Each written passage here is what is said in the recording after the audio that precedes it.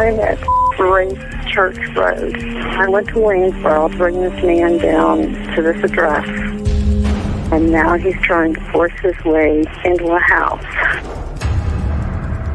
I'm afraid to move my vehicle.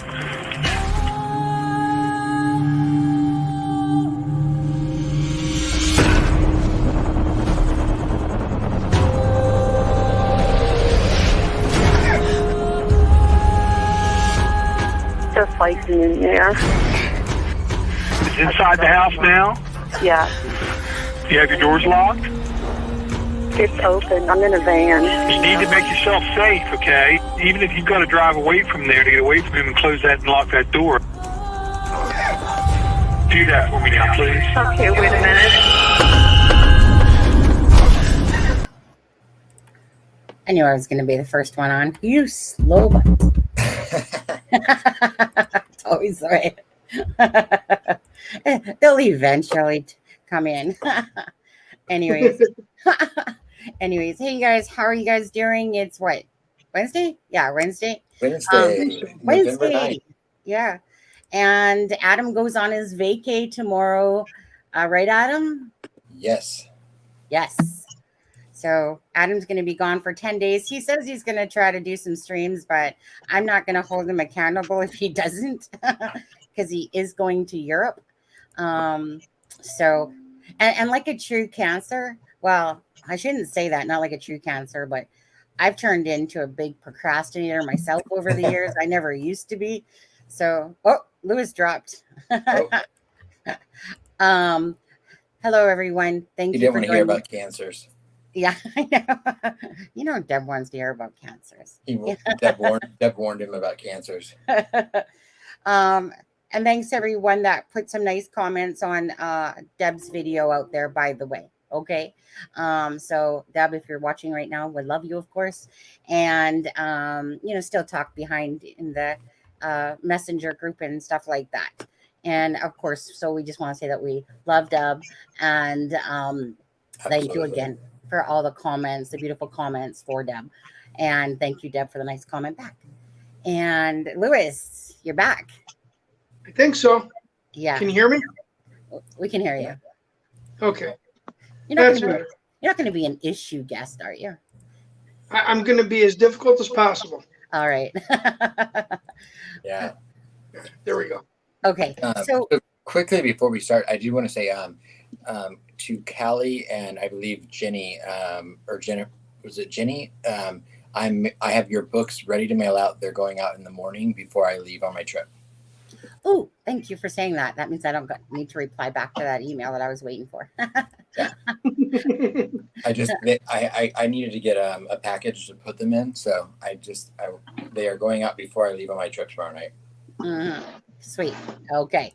So thank you very much, you guys, and appreciate you guys. That was on the Halloween live that we gave out caught facts. There was a book for house secrets. We had 2 left because we had 3 total, and we gave out 2 of them on Halloween night. So congratulations again to you guys, and yeah, and great book.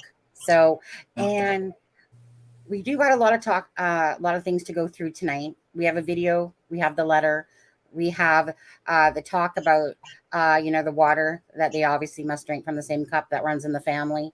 It's pretty sickening, to be honest with you. When you look at the relatives as well that have been charged with certain things. And then Adam, at the end of the live, towards the end of the live, would like to talk about a case that was about 15 years ago, you said, Adam? Yeah, today's the 15-year anniversary. And it's a case that's always been very close to me, so. Yeah. Hey, Ray Jones. Hey, Belinda. Let's see. Let's just quickly do some shout outs. Lewis, do you want to do a few shout outs? Can you see your chat? No, I can't because I had to switch devices. I can't see chat right now. I knew you were going to be a troubled guest. Let me do it. I'm trying to fix that now, though. So yeah, or Adam, unless you want to do it. Diva. Hey? I said Lewis the Diva down there. Yeah, Adam, only because you're going away for 10 days. Do you want to do a few hellos? I'll say Kyle Davis, hello. Callie, hello. Moonshadow. We've got Wanda from Missouri. Grandma Watches. True Crime Housewife. We've got Aussie, Jill Mosier, Racing down. Zendaya Girl. Yeah. I think of Euphoria every time I see that. Belinda, how are you? Sierra Gerald's. Sorry. Lisa. Lisa, behave. Polygraph, good to see you. Anne Marie. It's a Crimey Shame. Cheryl Brewer.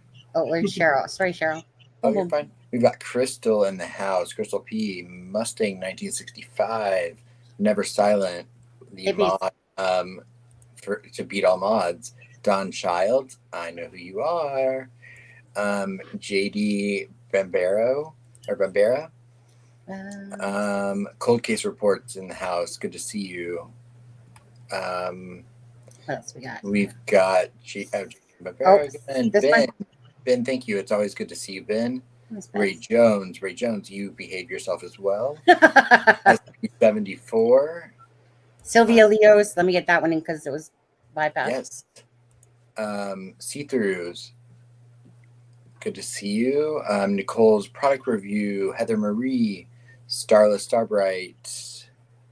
I might have skipped a few. I hope not. It's okay. I think we're good. And I believe I'm caught up. I Sylvia. think I'm back in. So. And Freckle Joy. Oh, and Heaven 57 Freckle walks Joy. in. Right when we are. Go ahead. Heaven 57. Freckle Joy, thank you for that message today. I'm not going to mention anything about that, but thank you for that message. Who dis? Oh wait, I don't know who dis. Who dis? I don't know who dis. New phone. Who dis? Who died? New dis. Or who dis? New dis. Who dis? Was bringing it with the information this morning before I could find it from anyone else. Thank you, who dis, because you were providing information that I hadn't seen anywhere else yet this morning. So who dis is who we have to thank for the letter first thing this morning. Mm-hmm. Oh, thank you. Yeah, who dis? I mean, I seen it from Adam, but I didn't go to bed till 7 a.m. because I was trying to freaking sync my iPad. I don't even want to talk about my iPad. Right. From 12:40. Laura Dune. Hey, thank you, Laura Dune. It's so good to see you. Who's on second? I guess I would be on. Am I on first? Is that? No, you're on third. What's on second? Yeah. It's funny because in college I was considered a home run. You were considered what? Home run. Oh, home run. Or was it a sure thing? Yeah. Thanks, Deborah. How are you doing tonight? Yeah, who done it? That's the clue game right there. Who done it? Who dis? Who dat? There we go. That's our new game right there. Who done it? Well, as far as we know, so far it's Richard Allen. That's who done it. Yeah. Okay. So thank you guys for joining us again tonight. We'll get into the video quickly. It's with Doug Carter. It's one from WHTR last night. Some of you might have seen it. I didn't really see a lot of people actually in our chat posting it, unless I missed it, but I didn't really see it, but I did watch it. And I'm just going to play the part a little bit where Doug Carter is talking. So let's get into that, and then we'll look at the letter after that. Now, don't forget on Friday night. Hopefully, Alexa, she's going to let me know tomorrow. Alexa should be here. So jealous. Hey. I'm so jealous. As soon as I sent you that letter this morning, I know, right? You're like, I said, okay. I said, Alexa, and then I was like, I'm not going to be here, but oh well. And if she's watching right now, it's her husband's birthday today. So give a few shout outs there. We'll give a shout out for Alexa's husband. Happy birthday. Even though I know she's sneaking in looking at the letter. And then we'll give. Oh, hi, Kyle. And then we'll also give a shout out to Jessica and Jack. And Jack just had a birthday the other day. Thank you guys for, of course, the well wishes for those. Jessica, she's been on the show. Jack's the actual true watcher, isn't he, Jessica? And so, yeah. And so happy birthday, Alexa's husband. Thank you, JD. Love you, Alexa. Yeah. So again, so she's going to let me know tomorrow for sure. Alexa's like, I'll try to make it. She always You does know, it. I mean, Alexa, if you can't make it until I get back, I completely understand. But then it's You know, old news. Yeah, if you can just wait like 2 weeks. Anyways, so we're gonna go off screen here. I'm gonna pull up the video for that. It's about 9 minutes long, I believe it was. So we'll see after that, and then we'll, like I said, go over the letter a little bit. But Alexa, like I said, she's a former profiler, handwriting expert that still does certain things from time to time with that. She was in it for like 16 years. Not that she really wanted to leave it, but children, she has twins, and they're cancers. They're cancers. yes, So, absolutely. yeah. So anyways, we're going to do that, guys. So we'll see you in about 10 minutes time here.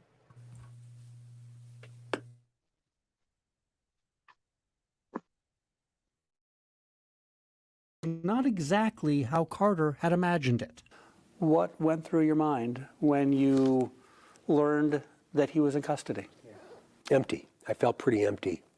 It wasn't what I anticipated it to be, Bob. It was a bit overwhelming, quite frankly, at least initially.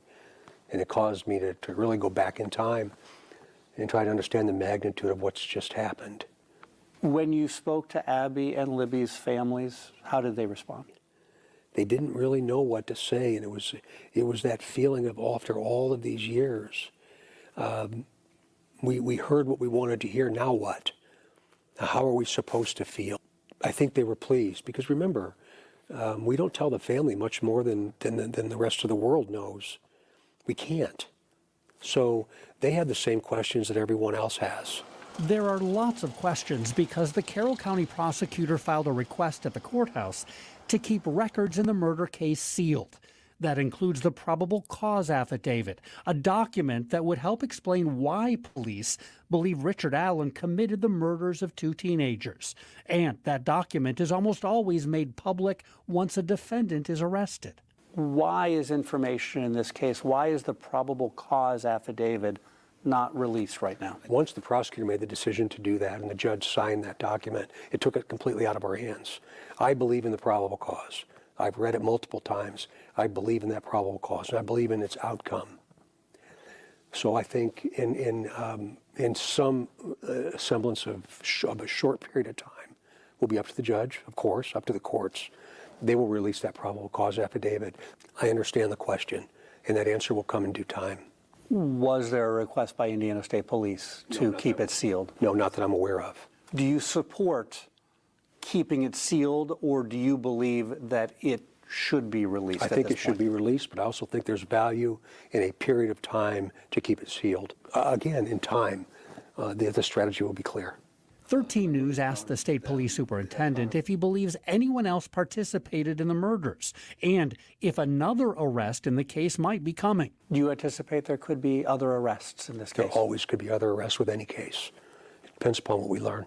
He did not directly answer either of those questions, and he also chose his words very carefully when I asked about this video on the Monon High Bridge. Police say Libby German secretly took the video on her cell phone on the day of the murders, and the video also captured a man's voice. Indiana State Police said this man was a person of interest, a prime suspect in the murders of Abby and Libby. Is Richard Allen the man who was captured in that video? That answer will be known sometime in the near future. While Carter won't talk right now about the evidence, he is very confident that police have identified the killer. He has not spoken directly to Richard Allen since his arrest, but he did speak to him indirectly at a press conference nearly 6 years ago, just days after police found the victims' bodies in these woods. Somebody knows. And if you're watching,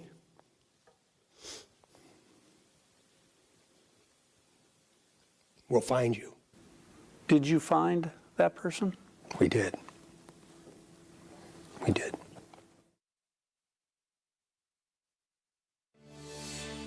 Still ahead, the conversation continues with State Police Superintendent Doug Carter, including how many investigators it took to crack this case. I've never seen anything like this in my entire career.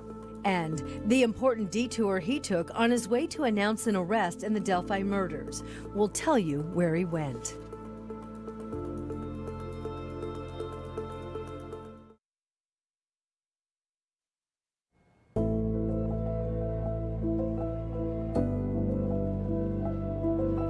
Welcome back to our 13 News special on the Delphi murders arrest. Before the break, we heard from Indiana State Police Superintendent Doug Carter on the reaction to this arrest and why so much information is still sealed from public view. Our Bob Siegel now with more on the unprecedented scope of this nearly 6-year investigation and also the surprising stop that Carter made the morning of that news conference.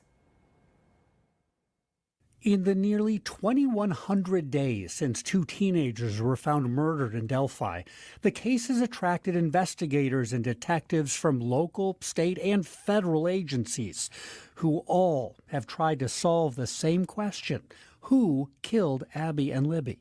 Do you have an idea how many individuals, how many investigators have participated in this case and in an attempt to lead to an arrest?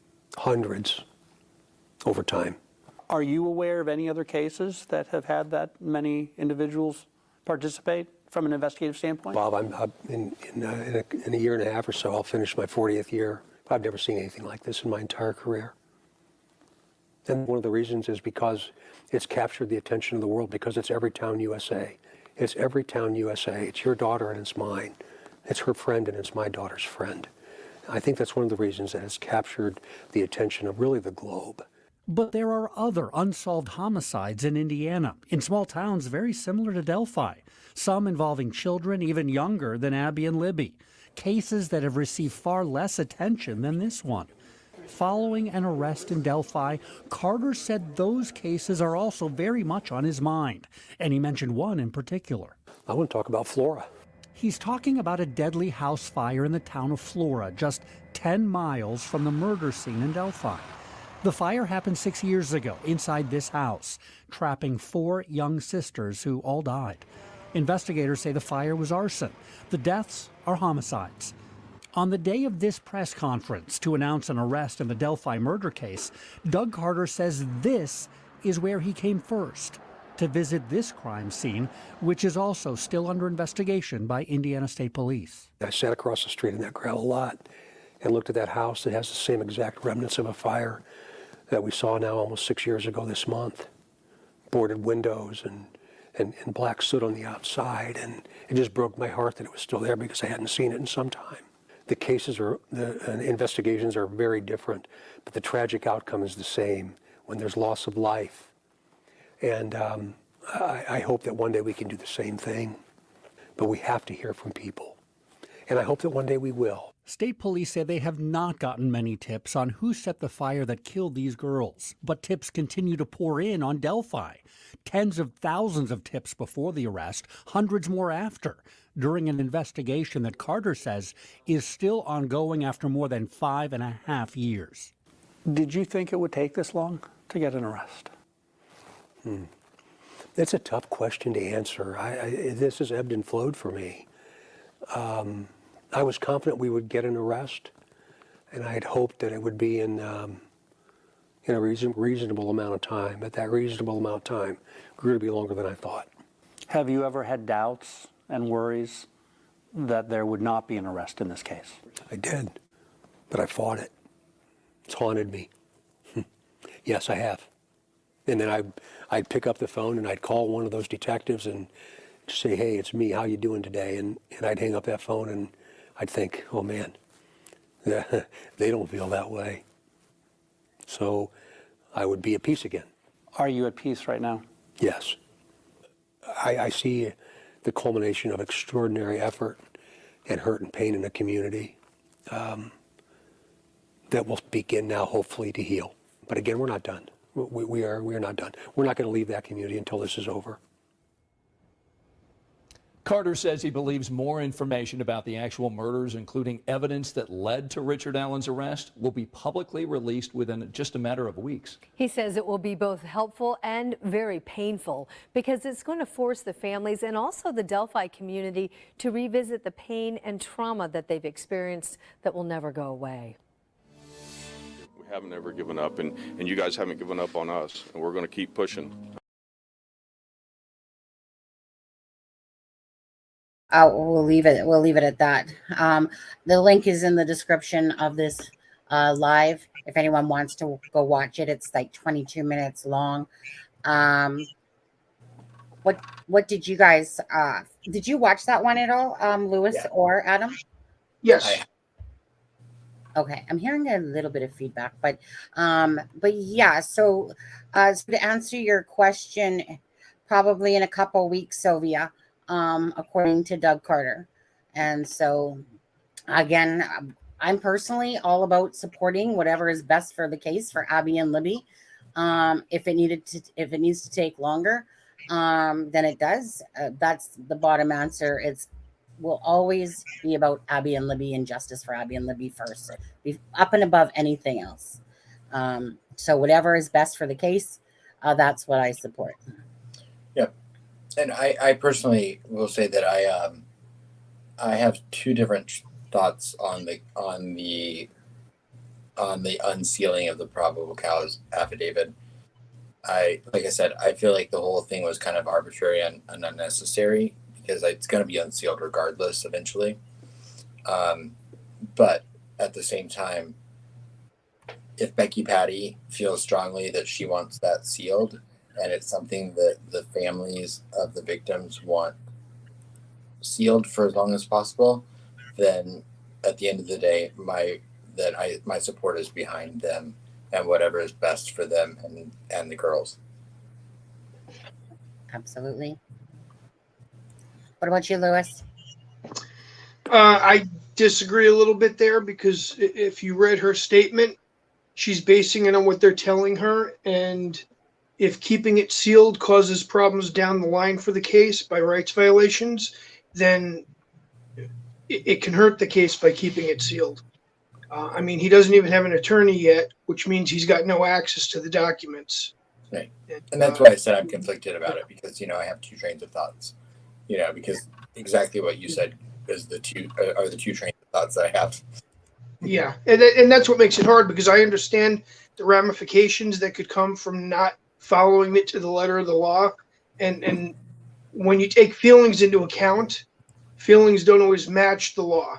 And we might feel a certain way and we might feel for how they feel about it, but you have to look at the big picture. And if legally hurting somebody's feelings helps keep the sanctity of the case more solid from a down the road standpoint, as opposed to right now we're sealing them because we're not sure what's going on. And not having those answers makes it to where everyone's up in the air and nobody really has a real answer as to why it's done. They just have their feelings to fall back on. And most people just aren't going to take it from the down the road standpoint, which technically it could hurt the case later on. And if that's the issue, we don't want it to fall back on the fact that everybody sided with them just for feelings. So I'm torn too, because I can understand why, but I also see the bigger picture, and I don't want to hurt the case. Right. And I think Hudis just said it pretty much perfect. Said as sucky as it is. Yes, right. And he has rights and they need to follow the law to a T. I personally, I've gotten some insight on what's in the probable cause affidavit and the charging document. I don't personally see anything in it that's going to be detrimental to the case. That's why I was confused from the get-go as to why it would be sealed. Other than it does contain some embarrassment to law enforcement, in my opinion. Yeah. But that's. I'm glad you touched on that point. Yeah. That's just speculation on my part. See, I think a lot of people don't realize that they think that what's in these documents is a horrific details, and that's not really what's in there. And No. people don't want them released for that reason. They want them released just because they want to make sure you check every box here and make sure that his defense attorney can't come up and say, look, they violated his rights with this, that, or the other thing, and then just prolong this case longer with appeals.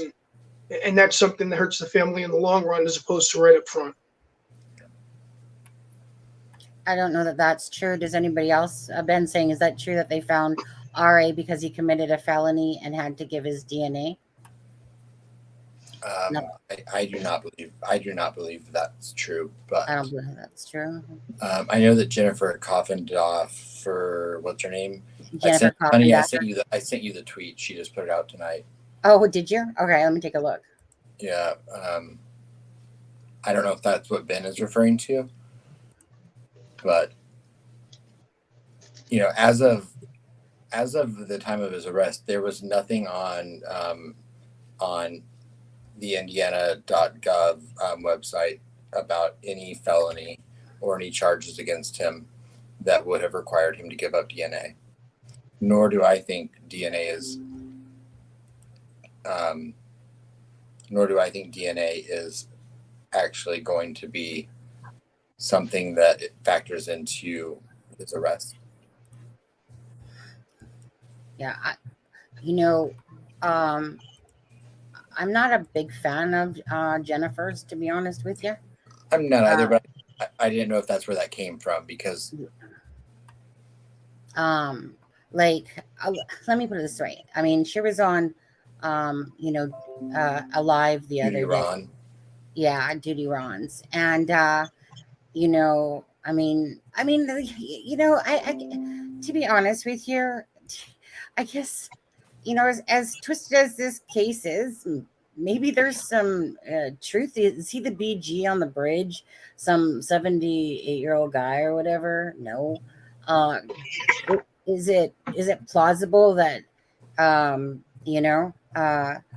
there was some sort of involvement somewhere with Ron? Who knows? Again, I'm going to let that part play out. I'm just going to let it play out the way it plays out. It is what it is. You can fight for justice all you want. We all know that the justice system isn't no saint for sure. There's a lot of things that go on. There's a lot of, misleading so let's take that one, for instance. So Doug Carter at the other press conference on the day that they announced, the reporter distinctly asked him if the person on the bridge was the BG, the person that killed was the BG. And then he said, well, the judge, signed the order and basically saying that, yes, I'm directly saying it to you that's, the judge signed the thing. So anyone that listened to that would say definitely that he's saying that the BG, whatever. But in the one that I just played today, he did what he typically does, is he double talks himself, Doug Carter. He just double talks himself a lot. It's like, dude, you literally just said this, and now you're saying, you're acting like you kind of didn't make that. Well, we'll just wait and see. So I just stick to consistency a little bit of Doug Carter. Right. Love what you do, dude. But when I look at the totality of Doug Carter's statements, I look at the fact that he has said he would have to feel 100%, confident in charging someone with the murders of Libby and Abby in order to do it. I mean, I feel like, when you look at the totality of his statements throughout the years, you can deduce what he's saying through the words that he's saying. Yes. Yeah. But I personally don't think the neighbor burglary is something that ever happened. I think that it might have been a ruse that they used, but I don't think it's something that happened, and I don't think it's something that they needed to use. I just think that it's something they might have done to disarm his suspicions, although, I mean, how could you? This guy had to have, as soon as they loaded his vehicle onto a flatbed truck, I mean, he had to have been, excuse my language, but shitting bricks, because he had to know the gig was up. Right. It really depends, because they did keep him outside, and they did not take the truck until they gave him the actual warrant. The search warrant was delivered to the scene, and then that's when they took the vehicle. So that document that he was handed is going to tell him exactly why they're there to take the truck.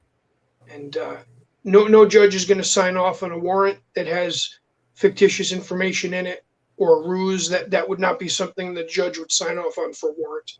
Mm-hmm. Lewis, I know you don't probably want me to say this, but I'm going to say it anyway. But I'm not going to say exactly. But I just want you guys to know that Lewis does hold some credentials when it comes to the law. Most people won't know this, and he probably doesn't want people to know this, but I don't care, because I just want people to understand that he's not without of working in the law system. And I'm just going to leave it at that and say it like that. So when people, just because there's people out there that, you know, are like, just another person saying that stuff and whatever. But I want you to know that, and I don't even know that Adam and Dub know, to be honest with you, that he does. I don't think they do either. No, I've never said it. And to be honest with you, if you did, I forgot. Okay. And but I just want you guys to know that it's not, it's might be from a whole different state and stuff like that. But he does hold credentials in the law. So when he does talk about certain things too, you know, it doesn't come from just a place of just guesswork and whatever as well. Right, Lewis? Right, Lewis. Yeah. I, since you brought it up, I won't go into. I've got some law school experience and some experience in the DA's office in a different state, but that's why I don't go in detail too much, because the laws do change state to state. But I understand how documents should be written. I understand what has to be in a document. I understand why a document has to be released at some point and how it can affect down the road. Yeah, I've been involved in trials before, so it gets a little picky with me, because I understand both. And when I say I understand both sides, that's why. I understand the right for people to want things kept private for a certain reason, but I understand the negative effects that could have down the road. And if people don't take into account what a defense attorney has the ability to do, it can hurt the case when you think it's actually helping in the beginning. And that's why I'm always feeling like I'm torn with some of these things, because I don't want the negative to happen. Just like you brought up the interview with Confidant, she keeps bringing up Ron Logan. And every time I hear her speak, the only thing that runs through my head is reasonable doubt and bringing that motion up in court and being able to say, well, look, this isn't just a person. This is an FBI agent. They have got credibility. And when somebody that's got credibility behind their name, and that's why I don't like to put out what I have, but if the person has credibility and they're claiming that it's somebody else, an attorney is going to take that into court and they're going to use that. And if they can prove anything with it, reasonable doubt wise, and if this winds up going to a judge instead of a jury, the judge has to take the law into account. You're not looking at 12 people making a decision based off evidence. You're looking at somebody that's going to look at black and white and say, well, look, 51% or better. And if I don't have that, then I have to say he's not guilty. Doesn't mean he's innocent, but I don't want a not guilty verdict, because you've got people with credibility out here saying it's somebody else after the arrest. I'll leave it at that. Okay. Yeah. No, thank you so much, Lewis.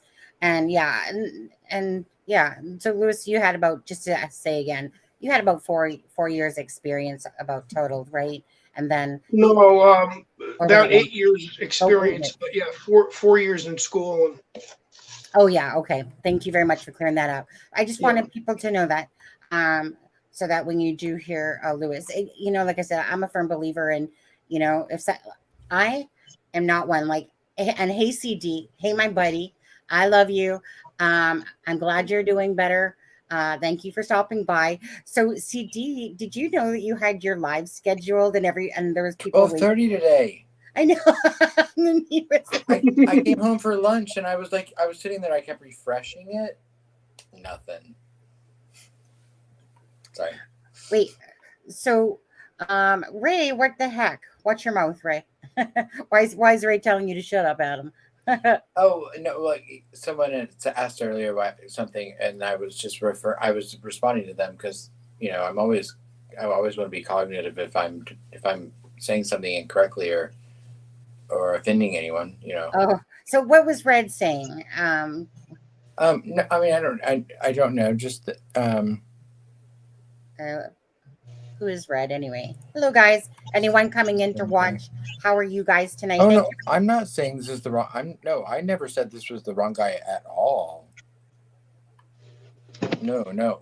I 100% think that this is the right guy.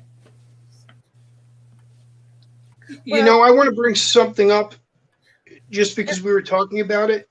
What you're seeing online is the outcome of keeping the documents sealed after the arrest. If somebody had the documents out here explaining why there was an arrest warrant, you would cut out all of these people having all different ideas and shooting other people down, because you would know if it was one person, if it was three people, you'd know exactly why he's in custody now, and nobody would be questioning it. And I don't see a negative in that. And that's why I feel strong about that being out there. Perfect. Thank you. You know, yeah, and I was going to say, you guys, the thing that we do love about our channel is that we don't have to have the same opinions. It's just about how things are said. If you say it respectfully in this channel, you can stay. If you say it disrespectfully, I will boot your butt out as fast as you came in, because this is just about talking. And yeah, if Red has something that he wants to say, you know, in a nice way, then absolutely. Because imagine if the world agreed on everything. What a boring life. Go ahead, Adam. Well, yeah, no, I mean, if CD disagrees with anything I say, I know CD would message me and tell me, he's like, Adam, you're full of shit, you know. So, because CD and I are, you know, I have the utmost respect for CD. So, I don't know if that's what Red was referring to, but yeah. Yeah. And CD too always knows that he always has an open invitation on here. He has his children to deal with and stuff like that. And whenever CD ever always or even Steve from True Crime Web, you know, support with Steffa. Not really sure who she is, but but as for when it comes to, again, the law, it's not my expertise. That's for darn sure. But CD, love you, dude. He always knows that he can come on when he has time and stuff like that. But family first. You know, then the family out on YouTube land, eh? Yeah. Right. Oh, there's my girl. Hey, Cold Truth. Hey, Mel, how are you? Well, the sky's up, Mel. What's down? Yeah. I sent you an email. Please check it. I'm not sure, Angela, who she's referring to there, but oh, splash. Thank you. I didn't know there was a party going on. Like I said, I will reiterate one more time before we move on, just that. Thank you, Jane. Thank you, Jane. I will reiterate one more time, just in case there was confusion. I have conflicting thoughts on it. That, you know, like, I personally have felt like, you know, this is something that's going to come out regardless. From what I've been told, that is entailed inside of the probable cause affidavit and the charging document, nothing that I've seen, which is speculation, is going to be damning to anything other than possibly show a little bit of sloppiness on Ellie's part. But at the end of the day, if the families want this sealed, then I support that. That's all I was saying. So, I mean, I hope there wasn't confusion. Yeah. Well, you know what? Like I said, I mean, I'm just about the case. I'm about Abby and Libby, first and foremost, above even the family members. It's Abby and Libby to me first, and what's best for those girls. Those are the girls that were murdered. And it's just a heartbreaking story with a lot of twists and turns. We'll see some answers hopefully soon enough, like within a couple of weeks here. If Doug Carter, you know, from what Doug Carter's saying there. So on the 22nd is the, what is it, pretrial, or is it called the pretrial?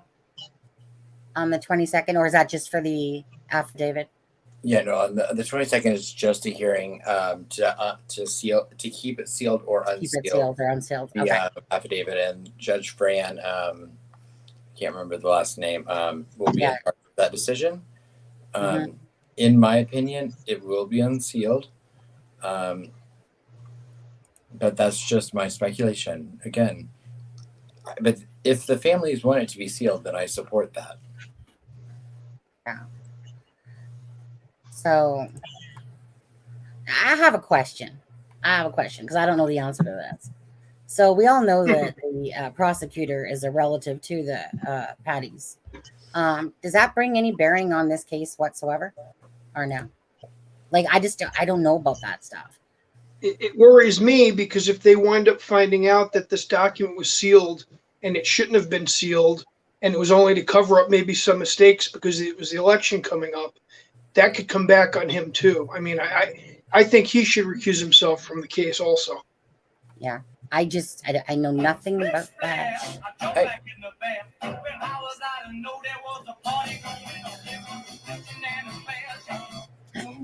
See, the biggest thing. Sunny is the bomb.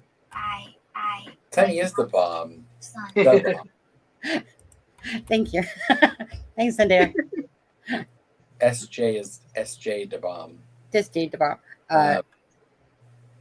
See, when it comes to a case, the defense can do a lot more than the prosecution can. They've got more of a broad spectrum. But on the prosecution side, you need to look ahead and you need to address anything that could become an issue later on during the case before it becomes an issue, before it comes up. And if he thinks that there's any reason for a conflict of interest, that would be a reason to actually step down from that position. Even though being connected, he might want to be the person that's there and everyone might be okay with it. But if you could find one piece of that causing an issue later on, you have to protect the integrity of the case and remove yourself or step down. Yeah. It all depends to me. It all depends on how close of a relation the person is to someone involved in the case. And, I feel like that's been something that's been known for a long, long time. That's why, back in January of this past year, there was news of a special prosecutor being assigned. It turned out it was for a different case, but people speculated it was for this case because of that exact reason, because of his relation to the German family or the Patty family. But I personally don't think it would be a conflict of interest, considering the how many people removed it is. Like, as long as it's disclosed and no one deems it to be an issue, then I don't think it would be an issue. But clearly it's something that they have to be focused on, they have to be aware of, and they have to be looking into. Agreed. Absolutely. Just so you know, just want to say, let's see here quickly. Angela, I haven't had time to look over what you sent. I see that you sent me something, but I don't like to play anything until I actually look it over myself, especially when it comes to like different things from other YouTubers. I'm not sure what it has, so I will take a look at it later after the live. So I might have seen that one. I can't remember. I don't really watch other people's YouTubes too much, but I will take a look. And Lisa, I can see your email in here as well. Yeah, we've heard of a name, I think. Sunny, correct me. What is the relation? The direct relation is he is the first cousin of the wife of Libby. Well, I know that they're. Yeah, you know what? Even I get confused with that. I know that one of the Germans is. Hold on, 1 second here. He's the first cousin to I believe an aunt or uncle. Yeah, something like that, Adam. Through I don't wanna, marriage. Through marriage. through marriage. Yeah, through marriage. I'm just trying to see. So, so yeah, there's a Terry Ann German, which is married with McClelland, Terry Ann McClelland. So, oh, went all right there. But anyways, so there's a the Terry person McClelland, Terry Ann McClelland, which is a Terry Ann German. So obviously there's a marriage there, and so it's kind of like, you know, In this small town USA? I was gonna say honestly, and you know, like how many people out there think that? Does anyone even think that Faust is gonna take on Richard Allen? You know, go Faust, go! Offer your freeness, offer your free time, dude. You got, you know, poor Richard Allen here. He's throwing himself to the mercy of the courts. He probably has the best insight on the case. Probably. And, Yeah. and the best track record. You know what? Darn good track record, to be honest with you. I mean, he's got such a good track record that he's actually supported some of the other family members that we're going to be talking about tonight. Ivy Rose, I agree. It seems pretty far removed. But like I said, it's something that they would be remiss not to at least look into and figure out what was in the best interest to best suit this case. And I have a feeling that Doug McClelland and everyone in the Carroll County Prosecutor's Office want nothing more than justice for Liberty. Yeah, I can't speak. Liberty and Abigail. Yeah. And they're not going to do anything intentionally to jeopardize this case. So, to the best of their ability, I feel like they are going to handle this in the. And I, you know, now that we have input coming from the governor, we have input coming from, you know, Doug Carter, the Hyatt, you know, who reports directly to the governor. I mean, these are things that are all going to have trickle down effects into how this case is handled. So I have faith in the judicial system. I just don't want to see anything. Yeah. I don't want to see this guy walk off of a technicality. Yeah. Exactly. That's what worries me. Well, what I'm hoping for is I'm hoping that a very experienced attorney steps up and takes his case pro bono. Right. And that might not sound like what everyone wants, but I don't want there to be appeals because of improper representation. And everyone might think you're rooting for him, but it's not. It's the opposite. It's rooting for a fair trial. And that way there's no question later on. From everything that I have researched so far, like looking into the most recent judicial aspects of this case, my biggest confidence in the whole situation is that the judge, Diedrich or whatever, recused himself, and that this new judge, Diener, Fran, through Allen County, is I feel like a superstar. From what I have looked into this woman, she is. If I had a family member that was the victim of a horrendous crime in this way, this is the judge I would want presiding over the case, because I feel like whatever's best in the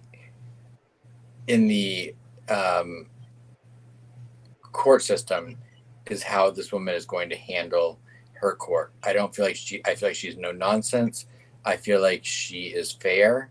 I feel like she's unafraid of throwing down a harsh sentence if it needs be.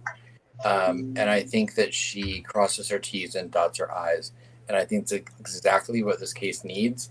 So for everyone else involved, I feel like any slip ups or any mishap, she's going to keep them in line. And that, maybe I'm optimistic, but that is my hope. I have a lot of faith in this judge. I mean, I've done quite a bit of looking into her background, and I have a lot of faith in this woman.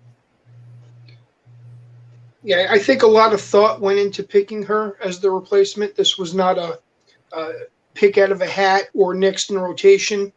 I think this was strategic, and it's probably one of the first strongest moves that they've made public since the arrest. That tells me the state knows what they're doing. This is the Westville Correctional Center, by the way. Spread out. Where he is, and I'm sure a lot of you guys listened to that tape yesterday that we saw from Chris Moyer. Yeah, and so you know, I never said the name at first, and then frickin' everyone was letting loose on it, and I was like, then I went back and I just added it in the description. First, he said something like, I think there was something there where he put about Derek German being in the same thing, but yeah, that was wrong. Yeah, that was wrong. But at the end of the day, did you guys think it pretty much sounded accurate though? I think so. Yeah, I believe this was someone talking to their brother Yeah. who was incarcerated. And yeah. You're not recording this, are you? You're not recording this, no. Right. And Freckle Joy, no, McClelland is not, he's not related to Alan. He's distantly related through marriage to Liberty German.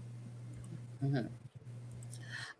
Okay, so let's go on to the letter because we do have quite a bit to talk about. Sure. So, And Ivy, I don't know that answer. Sorry, Sonny. It's okay. Ivy, I don't know if this judge was involved with the April Tinsley case. Cold Truth might know the answer to that, but I do not.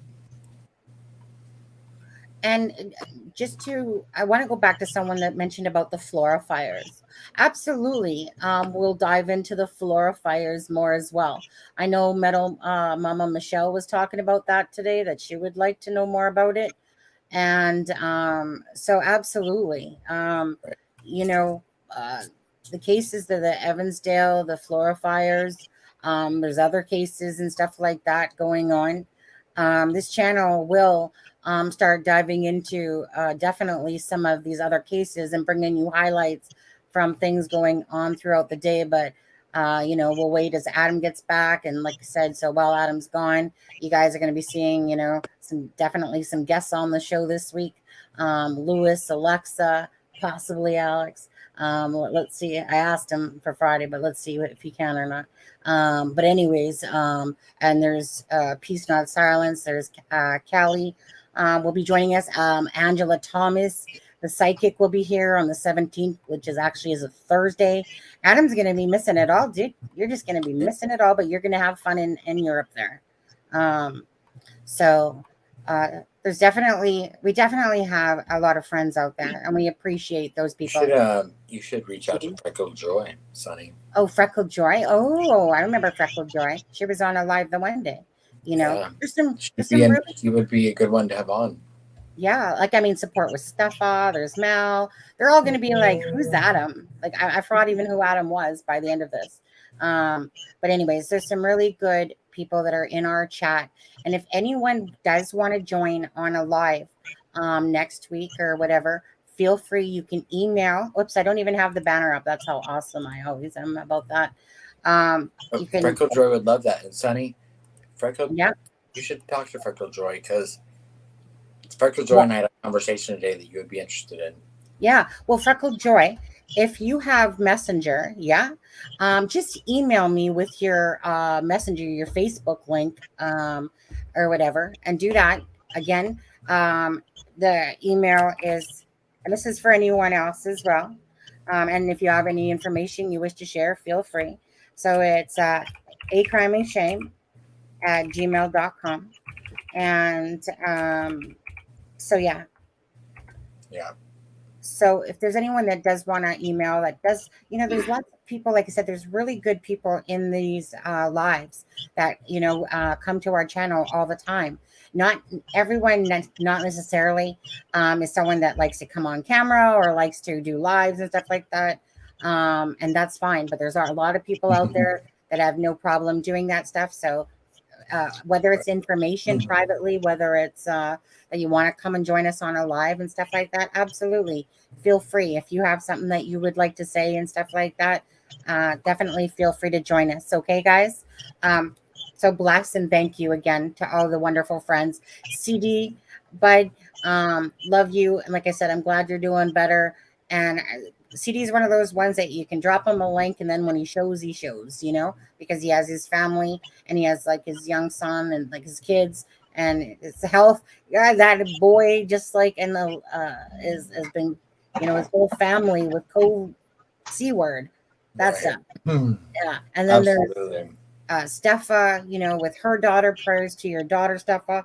She's coming out. Unsolved, no more, or no unsolved. No, resolve. Oh my God, I can't think of the name all of a sudden. It's all these people with these names called unsolved, unresolved, this and that. My bad. Again, if there's all these good people out there. Anyways, moving. Nicole, I will definitely. Deb is doing well. I talked to her today, and I will definitely extend your message. And of course, we all miss Deb. Oh yeah, like Deb's in the chat in the messenger group and like today and stuff like that. Deb's fine with her decision, so that makes my heart feel better. Because at the end of the day, you love someone and you respect their decisions. And I just asked Deb yesterday actually how she was doing. And she said that she was, fine with her decision, etc., etc. And so, yeah. And if Deb, again, at some point, if Deb wants to come on a live, she'll come on a live and join us again. We'll have a freaking Brady Bunch reunion or something like that. Who knows? Anyways, so yes, if you haven't seen, there's a little video that I put out the other day for Deb. Thank you again for everyone that has left some nice comments. Deb is a very kind, beautiful soul. Simple as that. And Callie, I'm not sure about Callie. Callie didn't win us our freaking Powerball. Right, Callie? Tell me about it. Me and her had plans, like we were going to be jet planing, buying an island. We were doing all this stuff. And then one person in California wins your, like I'm from Canada, but wins your 1.9 billion. That's crazy. I mean, the payout still, right? That's crazy. That Powerball thing that you guys got going on over there. That was crazy. And then I asked Alex, dude, did you win it? He's like, no, so whatever. It was apparently sold, I think, in Hawthorne or something like that. Yeah. Sonny, I sent you Breckle Joy's Facebook link, so you can message her. Absolutely. Thank you so much. And I can fill you in later on that. Okay, perfect. Okay, so let's get back to the letter. Okay, guys. So Adam, and we'll ask you guys first, starting with Lewis. Lewis, your thoughts on the letter? Do we want to read it? Do you want me to read it first? Okay. Yeah, why don't you read it first, and then we can get into it, and sure. I'll try to pull it up here, so I've got it too. Correct. Okay, just for people, just to I guess to remember. So it says to Carroll Circuit Court and those associated. It took me a while to figure out what that word was for this morning. When I sent it to Sunny, she goes, "What is that?" And it says cause number. And in the cause listed above, I, Richard M. Allen, hereby throw myself at the mercy of the court. I am begging to be provided with legal assistance in a public defender or whatever help is available. At my initial hearing on October 28, 2022, I asked to find representation for myself. However, at the time, I had no clue how expensive it would be just to talk to someone. I also did not, Fouts, are you listening? Judge Fouts? Anyway, okay. I also did not realize what my wife and I's, that's my favorite word there. I'm telling you, that one just threw me off. I'm like, did that really just happen in that sentence? But I can't speak because I'm no better. And I's immediate financial situation was going to be. We have both been forced to immediately abandon employment, myself due to incarceration, and my wife for her personal safety. She has had to abandon our house for her own safety. What little reserves there is will fail to even maintain their original residence. Again, I throw myself at the mercy of the court. Please provide me whatever assistance you may. Thank you for your time in this most urgent matter, of course. Sincerely, Richard M. Allen. Yeah, those so capitalize in the slant. Yeah, I mean, Alexa's just going to be loving this, guys. And then that capital K. Right? So don't forget, on Friday, hopefully Alexa should be here. No pressure, Alexa. Alexa should be here on Friday, hopefully. And we will go over. Remember, so Alexa is a former profiler, handwriting expert. Graphologist? That's the proper terminology right there. Graphologist. I'm gonna make a prediction. She's gonna point out that his Y is curved to the right instead of to the left on the tail. Well, we've learned some things while having Alexa on about what certain things tend to mean. It doesn't mean that this that Alexa is going to be 100% accurate in everything. This is the generalization of what usually a typical what certain words, what they find in serial killers or different people, and they just go by their experience and look at the handwriting and do their handwriting analysis. Simple as that. It's no different than people that, of course, look for the movement and gestures of a body, sign language, body language, all that different stuff as well. So I know that we appreciate Alexa. She's so modest. She's always like, people are going to get sick of me if I come on and stuff like that. And I'm like, no, Alexa, people love you. People love Alexa. Funny, Sonny. I've never said that to you. No? You're like people have, but I haven't. So, again, go back to Lewis. Yeah. So Lewis, start with you. What do you think of the letter? Well, a few things. It really depends on the situation, but let's say he is a very crafty individual who planned this out from the start and has all of his ducks in a row. I could see him going in front of the judge the initial time because he thinks that being so high profile that he's going to get a free defense attorney. So he goes in front. He tells him he's going to get his own representation. He gets bounced around a few times. Now he's in there and it's getting close to the date that they gave him. So he writes this letter because no one's come forward yet offering to represent him. So now he's down to the wire and he wants to see documents. So he needs to get a lawyer before that happens. So then he sends this letter into the court, being as cordial as possible. And just reading the way the sentence structure is, it tells me that he knows exactly what he's doing. I don't think this is just a honest, heartfelt begging for a lawyer. I think this is a scripted thing that he put together, and he was expecting to have to do that. Okay. That's how I see it. Yeah, absolutely. And Adam, is this a love note? Do you feel like this is a love note to you, Adam? Don't you see the, if you kind of, no? To me, go ahead. To me, this honestly, it verifies kind of everything I've been saying from the get-go as far as him not having access to certain things. He's been moved around 3 times, which means he hasn't had the opportunity to adequately, request defense through the process that's normally provided, only because not because I think they're keeping it from him, just because I think that with moving him, it's not given him the actual time and accessibility to the resources that he would be normally allowed to have if he had been held in one place this whole time. And so this was the best recourse for him to reach out. He went in front of the judge on the 28th, 29th, whatever that was, and said he was going to find his own representation. He didn't know how expensive it was going to be. So I feel like this is just his most basic, probably, attempt at getting representation. And it could also explain why he's not being cooperative, to our knowledge, thus far, because if you don't have representation, it's your constitutional right to remain silent. And in no way am I saying that do I defend this man. I'm just saying, legally, I think because he's been moved 3 times from facility to facility, he's just not had the normal recourse that someone would in these circumstances. And again, this isn't a normal case, so I'm not saying there's anything wrong with him being moved and all this happening.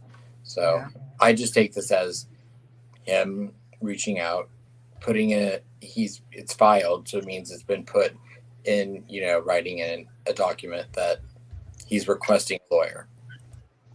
Mm-hmm. I mean, for me, it's just a basic. And he'll be given one now. Sorry. Yeah. I mean, you know what? Can I tell you that the first thing that crossed my mind, I started thinking of Kegan Kline as I was reading this letter. First of all, for the sloppiness and the just the words. I don't know why, but that's instantly what I thought when I was reading it. And by the way, Kegan, let me go back to it here. His hearing is, let's see here, make sure I got this right. December. Let me think here. So the 5th is the month. So on November, jury trial is scheduled. His final pretrial hearing still is the 22nd, correct? Yes. Final pretrial hearing. But the jury trial has been moved until January, February, March, April, May. May 11, 12, 11. You guys can go to freaking My Case and look it up yourselves there. But it's May. There's about 7 or so dates right there. The hearing scheduling activity is still showing for November 9th. And so order granting motion for continuance was today, obviously. And I think who just put that in our chat earlier today. Somebody did. What was the date that they have for May? Well, there was different dates, but the first one being the 10th, 11th, and 12th, and then 15th, 16th, 17th, and 18th. Right. Is what they're showing for that. Right. Yeah, so they're trying to keep everything within that 6-month period. That's important. Yeah. Well, and for anyone that's, I'm just going to say it. For anyone that thinks that Richard Allen's trial is going to start in March, that's not going to happen. There's going to be a continuance. I mean, because the fact that he doesn't even have a defense attorney yet. A defense attorney has to be given time to present a case, and say he's assigned a defense attorney in the next week. They have to be given ample time to receive discovery, and build a case, and that's not going to happen by March. In chat, please keep it respectful. People are still entitled to their opinions, without it being, like they're allowed to say certain things. Family, In my opinion, this has nothing to do with Derek. I'm just going to say that one thing. Well, I was going to say, right, and like I said, I'm willing to see what's kind of how this all plays out. It boils down to justice for Abby and Libby. That's what it just boils down to. Who's right or wrong about what or this or the theories and all that have been out there and stuff like that. Well, like I said, this has been a turn of events, a new chapter in a sense, and it just really will always become about Abby and Libby. And that's the bottom line of it. So however the story truly plays out, and hopefully the story plays out. I know Doug Carter said this is going to be a fascinating story once it's all told, that it's complex. And I agree to that, right? Like this is going to be a complex. So we'll see. We will see. Each and everyone has their own story. Freckle Joy. Well, the thing is that what I seen, who was it that said it? Kyle was just making a statement. And it's not like there's no truth to some of that, especially about the drug part of it.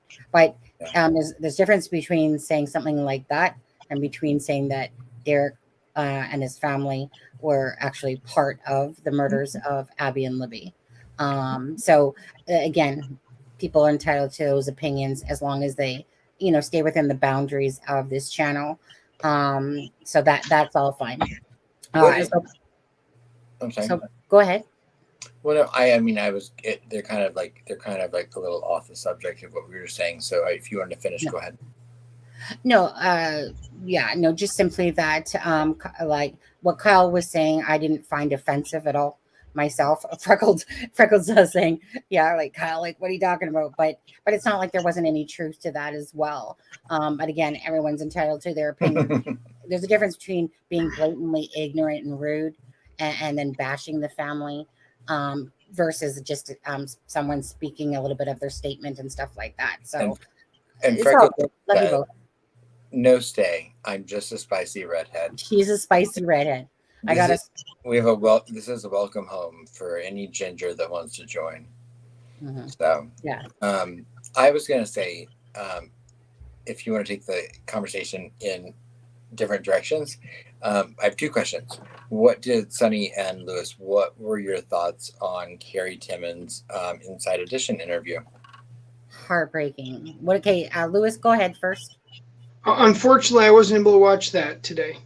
Okay, no problem. Hectic day, so I would say we could play it, but I think that we would probably get a copyright strike since No, I played it yesterday. I put it out on a live.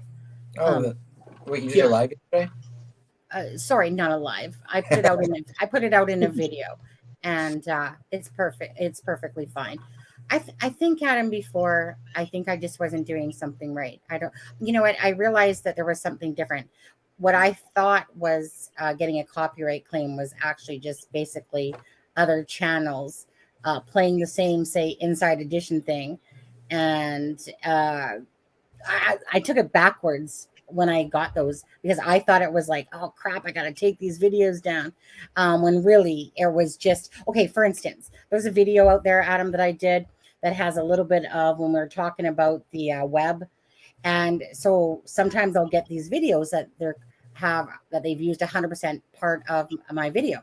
It's not my video. It's from somebody else's channel. So they're just playing that portion, but it alerts me to let me know. Yeah.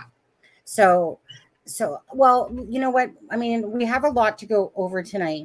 So I'm just going to say this. I do have the video out there. It's a couple minutes long. I guess I could play it quickly here. I'm sorry, I didn't mean to throw that in there. I was curious of your thoughts on it because give me a second and let me just quickly find it here. And it's only a couple minutes long, and it's so heartbreaking. It truly is.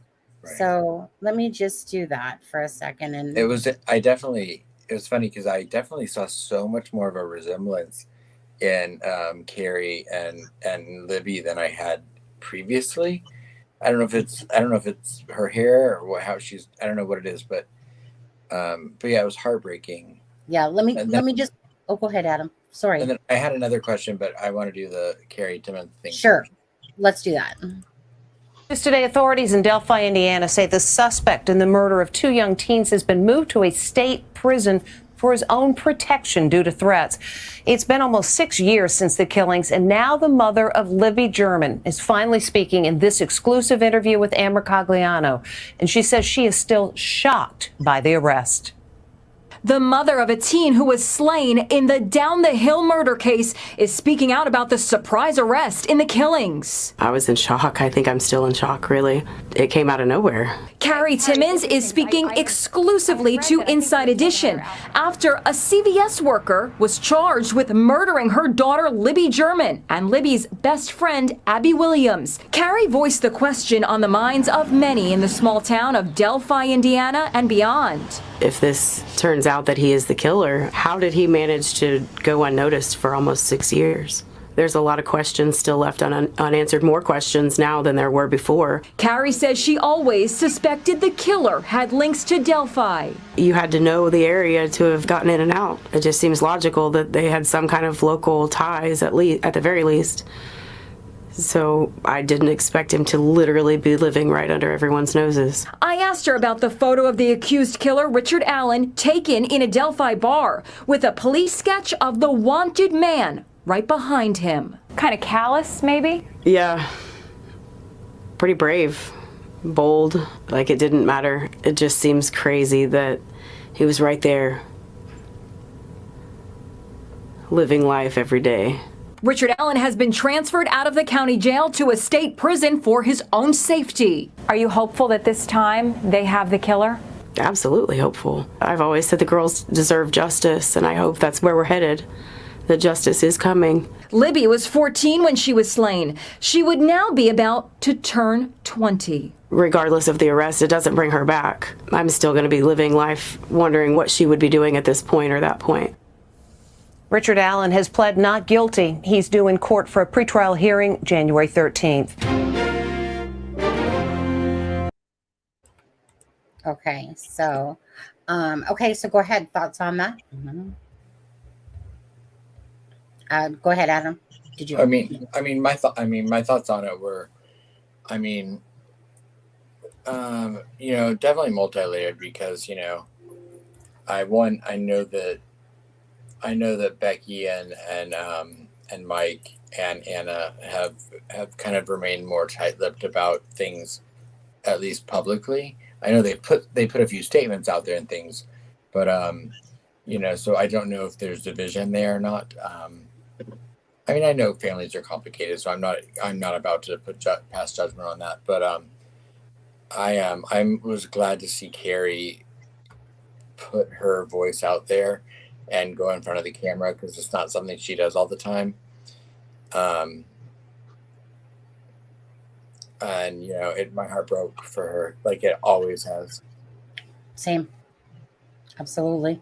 It was in that short little 2-minute clip. It was like, honestly, it was heart-wrenching. It was like the words were just like, as if you were there, like, I don't want to say there, but you know what I mean? Like feeling her words, when somebody's speaking and then you're just so focused on them and you're watching them and you're seeing that just the hurt and the pain of it all. And yeah, she absolutely, Libby looked just like her mom, just looks just like her mom.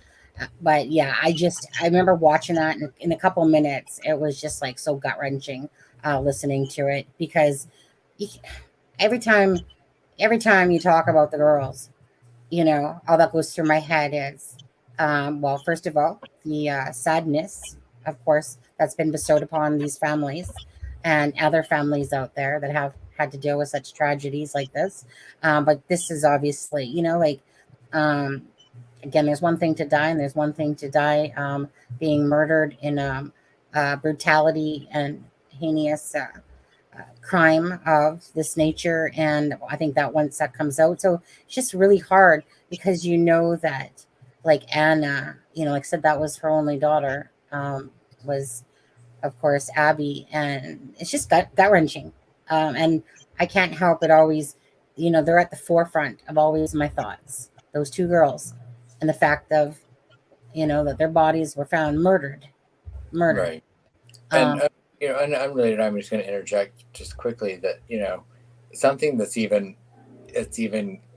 like it's something that I've noticed every day now is that I think of like how weird it must be for like say for Becky Patty to her focus has been so intent on this one aspect of finding justice for her granddaughter and for Abby for almost 6 years now. And even just the little thing of because I'm sure that in more instances than not, everyone in these girls' lives feel helpless in so many ways. But one thing that Becky was able to do every day was that she would post, "Today is the day," and she hasn't been posting those because that thing that she was looking forward to, or not looking forward to, but that thing that she was waiting for, that day being the day, in her mind has come. And then I'm like, even though there's got to be such a feeling of I can't even begin to imagine what it's like, but there's also got to be an aspect of loss again in that, because then your purpose for the last 5.5 years, yes, that one little thing you had control over and that you could cling on to every day, yeah, that's gone. Yeah. And I'm like, and so that's why the day, like that one day, I think I told you, Sonny, I'd made one for her and I sent it to her, and she thanked me. But I was like, because I'm like, that little thing probably meant so much to her every day. Every day, because it became a constant. And it was even a though constant. even though, you know, in her mind the answer to that has been answered, now that thing that she got to focus on every day is gone. Absolutely. So it's like, where do you direct? Then where do you direct that energy? Yeah, what my worry is that was the concentrating point, and when people come out of a tragedy, they use that focus point to keep them from having issues, and then when that focal point goes away, that's when PTSD comes into play. And I really worry about that affecting her in a negative way and not realizing it up front. That focus point probably kept her directed all these years. Yeah. So my heart continues to break for the Williams, the Germans, the Patties, the Timmons families, because even though like this answer is something they've been looking for 5.5 years, now that there's a punctuation in the investigation and the case, it's not over, and it's just going to change the emotions, and it's just going to change all of the ways that they have to feel about it. Adam, you keep coming in low. Add to that, Adam, just so you know, when you're talking, it's like you're coming in low, back in and out a little bit. Oh, I'm sorry. I'm not sure if it's because you're backing away from your mic and then you're coming forward. Here, but just know that, okay? Okay. Yeah. Definitely, I'll say that. Let's say when things come to a finale, which is at some point down the road, another year or two, if anything. Let's see when it comes. Again, and then all of a sudden, it's a long time. It's a long time. Every day, get up, make your today is the day, post. 5.5 years later, for sure. Like I can't imagine at all what the feeling is, and then just as a whole, to be honest with you, it's just heartbreaking to say the least. So that was my long way of saying, I can't imagine what Carrie is going through or any of them. Yeah, it's a whole new chapter in it. Am I coming in better now, Sonny? Yep. Sounds like it so far. I'll let you know if it goes out again or. I changed my volume, but so what did you think about that? Because that's the rumor that keeps going around. It's not Garrett Kurtz, but yeah, it's someone talking to their brother. I did not think that sounded like Garrett Kurtz at all. I didn't. It wasn't even a thing to me, actually. I didn't think it at first, but once people started mentioning it to me, I could hear it. But no, when I researched it and everything I found out about it, it was someone on the phone with their brother who was incarcerated. I guess it's maybe for me because I've listened to Garrett Kurtz's voice, like so much that it didn't, like, you know what I mean? So maybe if someone doesn't listen to Garrett Kurtz's voice and has only listened to it a few times versus thousands of times, maybe that's why I didn't think nothing about Garrett Kurtz. But like I even know, like Alex had said, like sounded like Garrett Kurtz, and I'm like, oh really? And then other people were saying it, and I'm like, didn't even sound like, just like, Zendaya girl said there were no F words spoken, so doubt it was Garrett Kurtz. Right. It always, I'm not going to lie. There's nothing worse than when you're listening to Open Secrets videos and then at the start, before she cuts out the F words, is like the whip. Whoosh. And sometimes that whip was just going off like every freaking second. It's like, whoosh, whoosh, whoosh, whoosh. And you're just like, oh, what an annoying sound. As the videos got later on, she wasn't doing that anymore, but oh my god, I had listening to that crack of the whip all the time because some people's second language is the F-bomb all the time. And so, okay, you know what? We still have a lot to cover here. So, do you want to? Should we move on, Lewis, to the Aryan side of the family? Are you ready for it? Actually, I've got to take a fast phone call. I need about 5 Oh. minutes. I just Sure. sent you a message about that. But yeah, if you give me like 5 minutes, I'll be right back. Tell Garrett Chris you said hello. Yeah. Oh, definitely.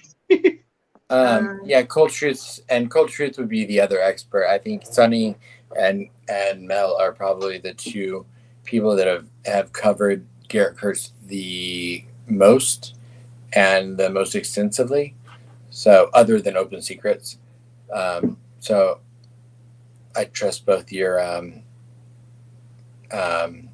your informed opinions on that. Yeah. So Carly, what phone call are we talking about? We're talking about the phone calls that Open Secrets had with Chris Mathis and Garrett Kurtz during their time in the jail. And the new one. And she might be referring to the new one.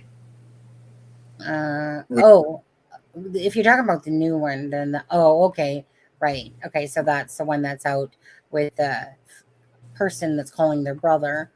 And that's again, I dropped a video for that. Yeah. If you could scroll down through the videos on the page, Carly, it would be under Inmate Speaks. Yeah. It was just yesterday or the day before. Yeah, it was yesterday. Yeah, I know.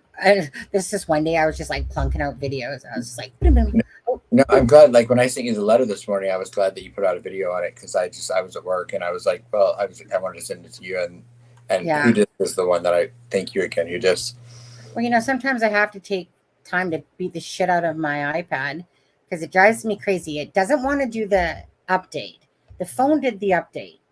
So now when I try to send a text message to my husband, I can't do it on the iPad because the iPad keeps going halfway. And I sat there last night, you guys. Okay, this is pain and suffering. Sunny, we're gonna have to do a fundraiser for a new iPad. Well, the thing was, okay, I know this is off track a little bit, but okay, it keeps saying that I have 5 gigabytes of pictures.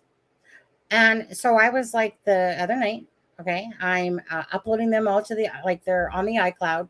So I had 7,000 something this time. Last time I had 14,000. Okay. I literally have, you guys, about probably 70,000, 80,000 pictures to do with Delphi. But anyways, so I was uploading them taking them off of iCloud, putting them in a separate folder so I could relieve my poor iPad of the pain and torture that I give it. Because it's when I got it 2 years ago, it was the only one in the store. It was just before Christmas. My other iPad was kind of crapping out. So I didn't want it to crap out on me. I didn't want to lose all my stuff that was on it. So I ended up getting this 32 gigabyte one instead of the 128, I think at the time, but you had to wait 5 weeks to get it to come in or whatever. Anyways, 32 gigabytes doesn't do shit. Okay. It doesn't do shit because like 19 of that is from freaking other and sources. So I went through everything and I literally made room just so I could do the update. And then halfway through it keeps crashing. But I cannot figure out for the life of me why it keeps saying I have 5 gigabytes of photos when I have 1,000 photos because I've moved them off. But, Apple, my husband keeps saying how much he hates Apple. Sorry, Apple. All right, you do drive me crazy. And honestly, that iPad that I love so much, seriously, I want to hurl it some days. It's just, so now I have my phone updated to 16.1 and my iPad won't update. So I got to figure that out. And Lewis is trying to help me, but he's not an iPhone person. Anyways, that's my first world problems right there because it just drives me crazy. I just have to, I hate using my phone. I literally got a TELUS phone call today going, hey, I noticed that your contracts, ended or whatever. And no, I don't use the phone. My phone is very limited. I use my iPad 99.9% of the time besides my computer. The phone, I want to shove it in somebody's butt, to be honest, because every time you type, it's like big fingers hits and then you're always doing typos and stuff. Can't stand using the phone besides for a simple conversation. Anyway, gonna get that fixed. So hey, Lewis, are you back yet? What's the R word? No, if he's not, we're gonna try to start on a whole new one. Do you want me to bring up your case that you were, or do you want to wait? We can wait because Okay. I don't want to like jump in the middle of everything. No problem. Let me just go to the file of of the Aryan here. I got it. Please don't put the phone up the tush. We don't want to have to, we don't want you to have to go to the emergency room to have that removed. But I will call you. But I will call you on repeat if you do. Just to see if you've got it on vibrate. Oh, it drives me crazy. Whatever. And my husband. Oh, God. The minute I ask him for help with iPhone, he's like he can become a bigger little bitch than I can be. Because I'm just like, honey, just calm down. Okay. I'm just asking for your help. He's like, effing iPhone. That's why I don't use this crap. It's okay, honey. I just need you to help me solve my problem. Yeah. Elijah, as soon as Lewis gets back, he is going to dive into that a little bit. Yeah. I'm as anxious to hear about it as well. It's you have it in the pinned description. Yeah. What's a better word to use for that? I don't really like to say that word too well. Is there a better word? Sexually abused. Violated. Violated. There we go. SA. Yeah, SA. SA. Yes, SA. There we go. I'm as anxious to hear about this connection as well. Yeah. I think Lewis hurries up though. I have to pee. Yeah, no problem. Go pee, guys. Just leave me hanging. I don't care. You go pee. Is that what you said? You got to go pee? Yeah, you go pee. All right. Hubby needs a hug. Love my husband. But he doesn't have no patience when it comes to Apple products. I'm telling you. Apple, if you could just send me, something, I'll plug you regardless. Because I do love my iPad. I love it. But, oh, hey, Louis. I am back. Sorry about that. Well, Adam's not back because Adam decided that he was going to go take a pee break. Mm-hmm. Well, that's why I took the break. I know he had to go, so I was giving him a way to get away without having to ask. Okay. Yeah, exactly. We'll get into this just as soon as Adam. So just give people a brief summary about what we're going to be showing with the Aryan. Just a brief summary. Yeah. Or should we wait for Adam? Probably should wait for Adam. Yeah, give him a minute because I know he was interested.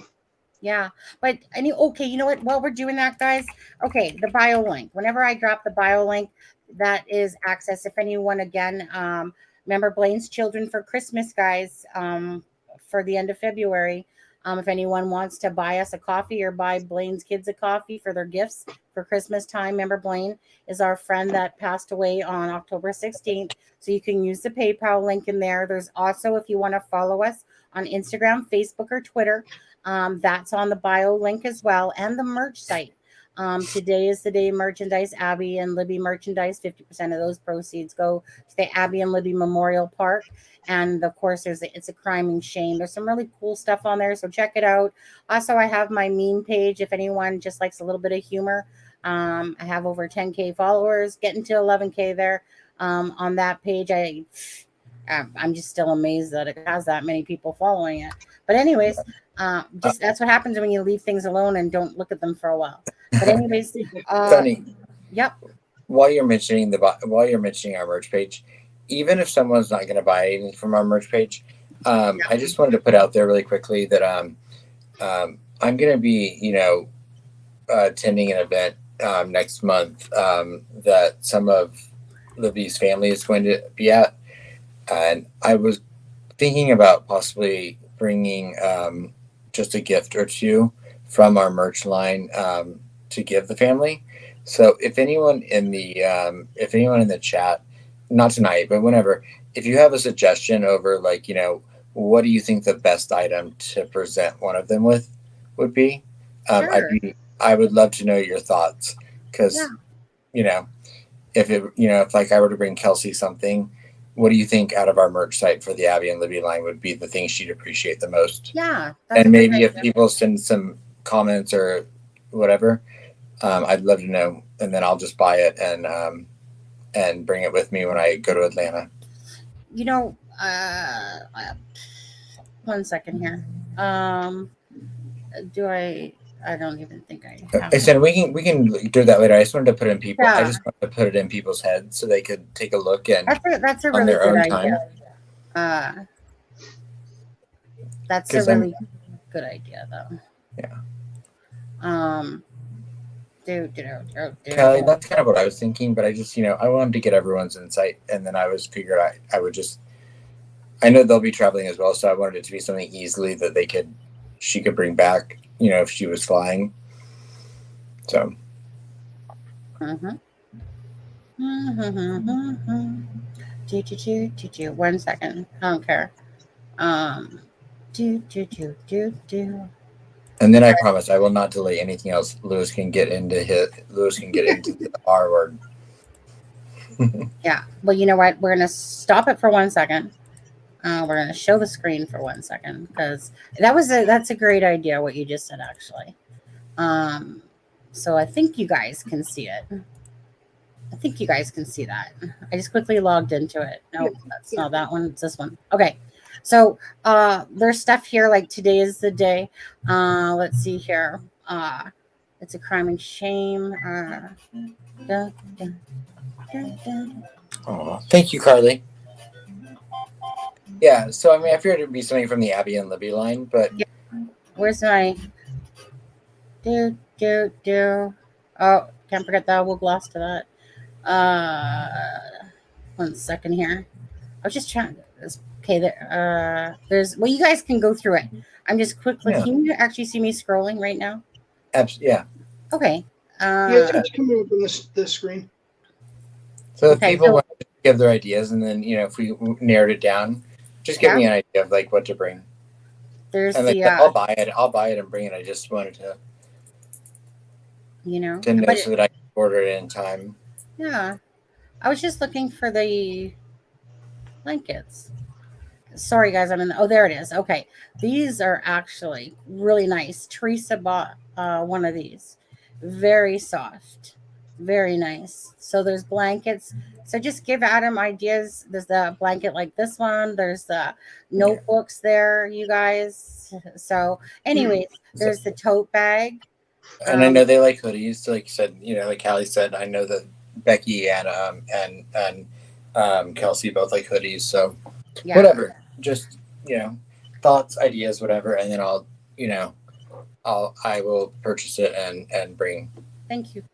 Yeah, thank you, Carly. And so, just check it out. Do you have a new fund for? No, but if you do, you just send it to PayPal or something, or buy us a coffee. And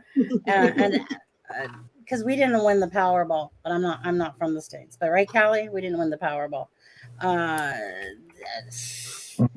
Anyways, I'm going all lips. I'm going all ears now, so I can just listen. Yeah. So again, all those links, you guys, like Adam said, check it out. Maybe give him some suggestions of what you guys think would be a good idea for Adam to take with him when he goes to the conference that Kelsey will be at. And again, or maybe you just want to support the channel and you want to get something from the Abby and Libby line, or maybe you love It's a Crime and Shame and you want to purchase a piece of merchandise. Adam could probably use a few extra funds for his trip in Europe, I suppose, I'm sure it's not cheap. Anyways, yeah, Callie, right? In Powerball, one person. But anyways, you guys, just check out if you like. You can, again, follow on Twitter and do whatever. Okay, so let's go back to the Aryan thing. Okay. Yeah. Okay, so do you just want to give like a quick brief overview a little bit about what we're going to be talking about? Yeah, and once again, this is just a weird connection. I don't have anything to say this has anything to do with it other than the fact that early on, a gentleman by the same first name of Ricky, Aryan, came up as a possible POI. And that's because he was arrested multiple times, but he was arrested once in Delphi for going to a person's house, staking out the property. Her trail cam on her deck caught it. And then he came back and he had moved a bucket under the window. So his intention was to break in. He was also known for breaking into women's homes and assaulting them. So he had a pretty bad track record at that point. And so back in 2011, this happened, and it's the first time they actually got a picture of his tattoos on his arms, because he would wear full black clothing, black mask and all, but his sleeve was up and it was a pretty distinctive tattoo. So they tracked him down, they arrested him, they asked him about the tattoos, and he said that it's a one-of-a-kind tattoo, so that sort of summed up the fact that it was his tattoo in the picture. And I said he was a career criminal, so he wound up being in jail for something else in 2013, and there was a warrant for his arrest, and because he was locked up, I guess the warrant wasn't filed properly, or it was never returned back to the court saying that he was in custody. So he actually contacted the court himself, and he said that, I'm in custody for this warrant. I want everything to be put in proper order so that I'm in here for the time for both things. And it went back and forth, and they never followed up on it. He appealed it. The appeal got overruled, and then finally a judge came out, and they dropped everything and released him from that, because it actually proved that they should have followed up on that warrant, and it was not anyone else's responsibility other than the sheriff and the courts to document that he was already in jail for it. So he's had other run-ins, but that was a weird one, and it was real similar to the time around this in 2015 is when that appeal was won. But I came up with him years ago because, just searching coincidence, he would actually go through the woods to go from property to property, so he wasn't seen, he wasn't driving there, and it was always rumored that he worked with a team. It wasn't just him. So now with this other Rick being arrested, it makes you wonder, because some of the properties that he was supposedly staking out are right near Rick's house. And the reason I came back to this is a couple of weeks ago when I put up those pictures showing Bridge Creek, and how Bridge Creek goes right from by Rick Allen's house under the highway and then through the back of the woods past the private drive and comes out by the crime scene. It sort of had flashbacks of what this guy was doing, and it was kind of odd. They're similar in age. The Aryan's a little bit older, but same first name. And then when you start looking into Aryan, he's got his brother who exposed himself to a woman at the same transfer station that Ron Logan was dumping his garbage at, and he got arrested in trouble for that. It winds up being that he worked for the Delphi school system, and he also was an umpire for the softball field. And then just last year, his son, Tyler, gets arrested, and it doesn't really go into too much detail, but if you look, I don't know if you've got that document to put up, but it goes into the charges that the nephew of Ricky and the son of Jimmy went through, and that was also home entry and hurting an animal and some other things. I got lots of documents. Which one do you want up here? Well, since you got the one that's up there, let's talk about that one first. Sure. If you look at the red dot, that is where Ricky Aryan's brother and nephew live. And if you blow that up closer. Okay, I got it blown up, but. Okay. Up by that green dot, that is where the cemetery in Ron Logan's house is. And if you look to the left, there's that road that sort of curves to the right that's all squiggly. That is the private drive, and then you can see the private drive ends at that last person's property just below Deer Creek, and his woods back up to the Aryan house. So you've got a family that's got a history of going through woods to break into houses and assault people, and it winds up being strange that he lives less than a quarter mile from the creek and a half mile from the crime scene. So Well, I was gonna say, like, I mean, so basically the Aryan family. So Tyler is the nephew. He's the nephew of Ricky, who's the one that is the career criminal that's known for breaking and entering and assaulting women. Okay, and the tie-in to Richard Allen. The tie-in to Richard Allen with Ricky Aryan is some of the houses that he cased out were near his house, real close to it. And his way of getting from house to house was through woods. And if you leave Ricky Allen's house and you go through the woods, it takes you right to the creek that follows to the bridge. So, with them saying that this is a very complicated and complex case and keeping documents sealed because maybe other people are involved, who knows why they're doing that. It's just really odd that this pops up. And then now you've got the nephew who last year was arrested for breaking and entering into a house and in some way hurting an animal. And who knows what the intentional plans were of getting in there. And he lives less than a quarter mile walking distance from the crime scene. So that just is, it put up a red flag. There's nothing that says this is, tied together, but then other people started putting up videos about it, and it refreshed my memory from when I looked into Aryan way back, and I think it was 17 or 18. And then, is the document that you want me to put up, because I got many. Yeah, I know there's a lot. Is it this one? That one, well, I can't read the screen there, but I've got the ones I sent you, so I'm going to take a look and see which one it was. That's the one with the Court of Appeals. Oh, okay. If you look at those documents, it makes me wonder, because this guy was intelligent enough to know how to file against his charges because they didn't act on a warrant. And it just makes me wonder how he was able to figure this out, by contacting them immediately when he was in there because they didn't sign off on the warrant. And then somewhere along the lines, I don't think they dropped the ball. I think it was more of a, we don't need to do this because there's an incarcerated mistake. But that, I think the one you've got up there was the final one where they actually appealed the decision for those charges and then released him.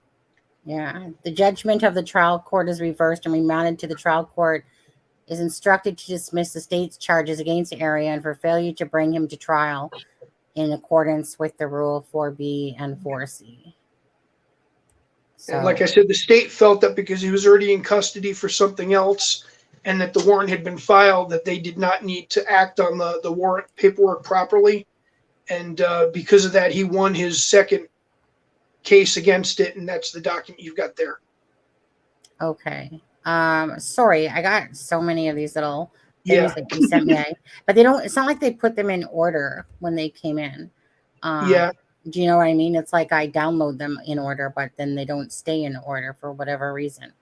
Yeah, it's odd. I have that problem sometimes too. So which one do you want me to put up next here?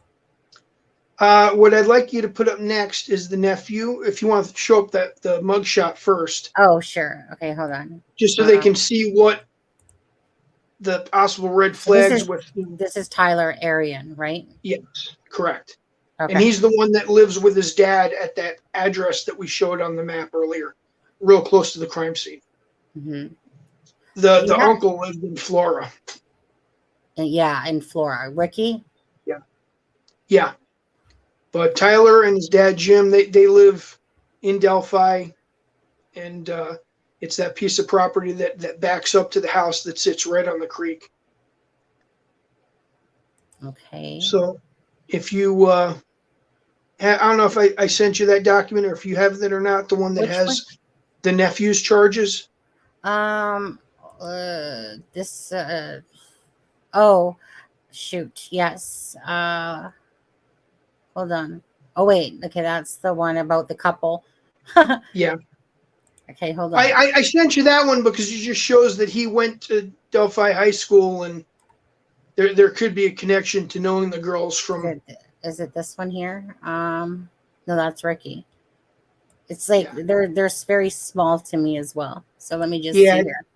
And I had to switch devices, which is why I can't really see what you've got up there. Sorry, I'm just scrolling through I mean, I have it on. Oh, oh my goodness, all these documents. Let me see here. I'm just kind of scrolling through for a sec. Ricky's a bad dude. Yeah. Wow. Okay, I keep seeing Ricky stuff. You know what? Why don't we do this before we get into them? There's the one blue header that says Comet, and that one goes back.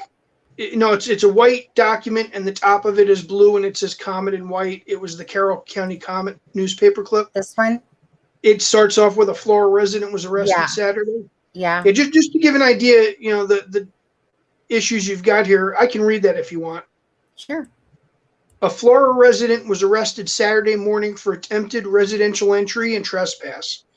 Ricky Eugene Aryan, 45, was caught on a trail cam allegedly attempting to break into a residence near Delphi early last Wednesday morning. Aryan was again caught on camera late last week returning to the same residence.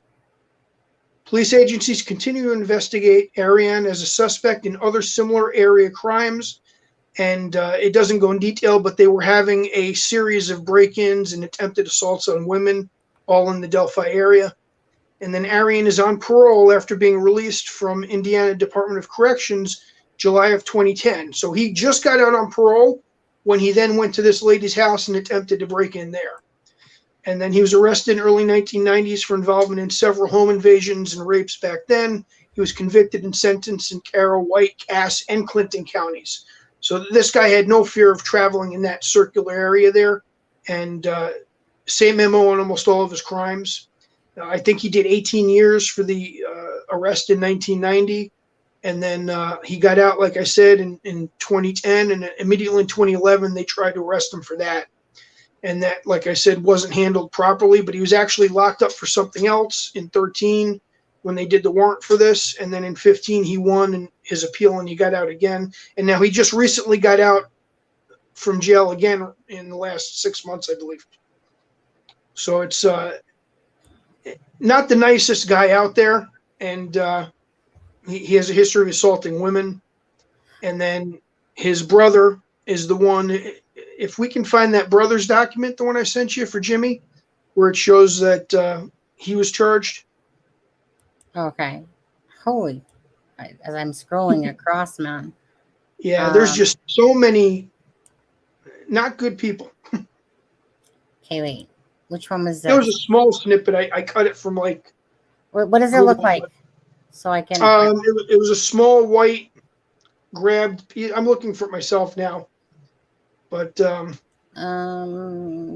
Sorry, dude. I was like, you sent me more. Basically, if you can't find, basically what it says is that he worked for the school system, and he wound up exposing himself to a woman at the transfer station, you know, which is sort of like the dump there. And to do something like that in the middle of the day in public, the brother has a whole bunch of issues with assaults on women. And then just last year, the nephew/son is arrested for home entry, evasion, and hurting animals. Let me just go to, let me go to Intellius here. Yeah. Because honestly, those little things are giving me a headache for a second. Yeah. Stop screen, share screen, Intellius. Okay, hold on. This is one. Oops. Is this the other Ricky? Oh, that's okay. So Tyler. Okay, so Tyler Aryan. Yes. Okay, so in 2021. He has torturing or mutilating a vertebrate animal, interference with reporting a crime. Yeah. So that's, sorry, can you guys even see that? Maybe you guys can't see that. And also home evasion, because he did break into the house. Now, they're very sketchy and there's no real information released. I almost wonder if that was like an animal that was there that was injured or killed just to get in and, you know, make sure the animal wasn't going to alert to them or who knows what. But I can't find the information on exactly what that part of the crime in detail. Okay. Okay. Sorry. You know, I honestly, it's because you guys send stuff from a cell phone. Yeah. So it's like little pictures. Okay, let me just go back to where I was. Yeah. On the live. Oops. There we are. Okay. I know that in Messenger I sent you links to the articles too, because I thought that might be easier for you to do them that way, but you might have not seen those. Well, share screen. There was this. Okay, hold on. Chrome. Let me go find that article. Westville missing parole. Okay, there's this one here. That's the Uncle Sled. Yeah, that's the first one that got mentioned in the Delphi case back in 1718. And I think that was just because he was a serial offender in the area. But okay, well, 1 second here, guys. Did you want me to resend you the one for the nephew? Yeah, because it's kind of it's driving me crazy right now. Because I got about 25 things, and all I'm seeing is these little itty bitty words. And I sent you the link for the actual article again, so if it pops up in Messenger, okay, I'm not sure if you can open it up on the computer. Lewis, yeah. That one right there. Okay. Yeah. On April 25th. Nope, you sent me Inquisitor's video. Yeah. I got you. He's doing a video on that same article, so I got to find the actual article again. Okay. 1 second there. Okay, but this one here, okay, you do that. I'm going to go to this one here, Okay. which is, I'm just going to read this. It says, a Florida resident was arrested Saturday morning for attempted residential entry and trespass. Ricky Eugene Aryan, 45, was caught on a trail camera allegedly attempting to break into a residence near Delphi earlier last week morning. Aryan, they can't even spell his name right, was again caught on camera. What is it with these people that are in the news, write things and they don't even double proof check their own writing? Aryan was again caught on camera late last week, returning to the same residence. Police agencies continue to investigate Aryan as a suspect in other similar area crimes. Aryan, this guy's not a good dude. Aryan is on parole after being released from the Indiana Department of Corrections in July 2010. He was arrested in the early 1990s for his involvement with several home invasions, sexual assaults. I'll use that word. He was convicted and sentenced to Carroll, White Cass County, and Clinton counties. And that's that's one where it says Aryan remains in jail on a $25,000 bond and parole violations. And now, hold on. Is it Tyler? Because there's two of them. Is it Jimmy or Ricky? Jimmy is the one that's got the nudity charges. Yeah, Jimmy's the father of Tyler, and Jimmy's the one that exposed himself to women at the transfer station. Okay. Did you send me anything? And he's also the one that worked for the school system and was a umpire for the softball. Okay.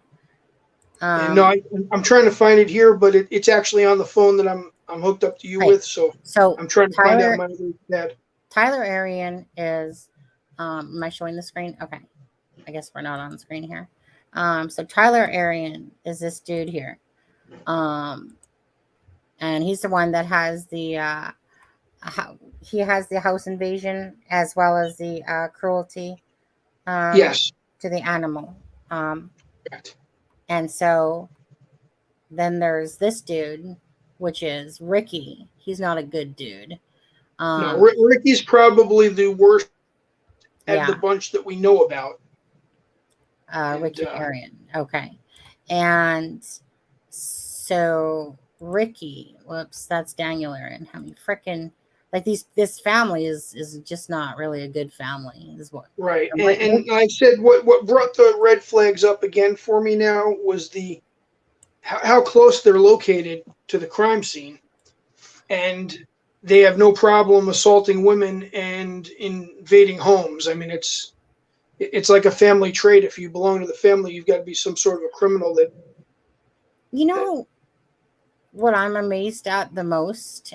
This is this article here. I need to get some of these out of my way. This article here, this is about the Tyler that he was Tyler Aryan, and what he was like a homecoming king and queen there. Yeah. Is that what this one was about? That him and his girlfriend were one of the few couples that were picked as best looking couple.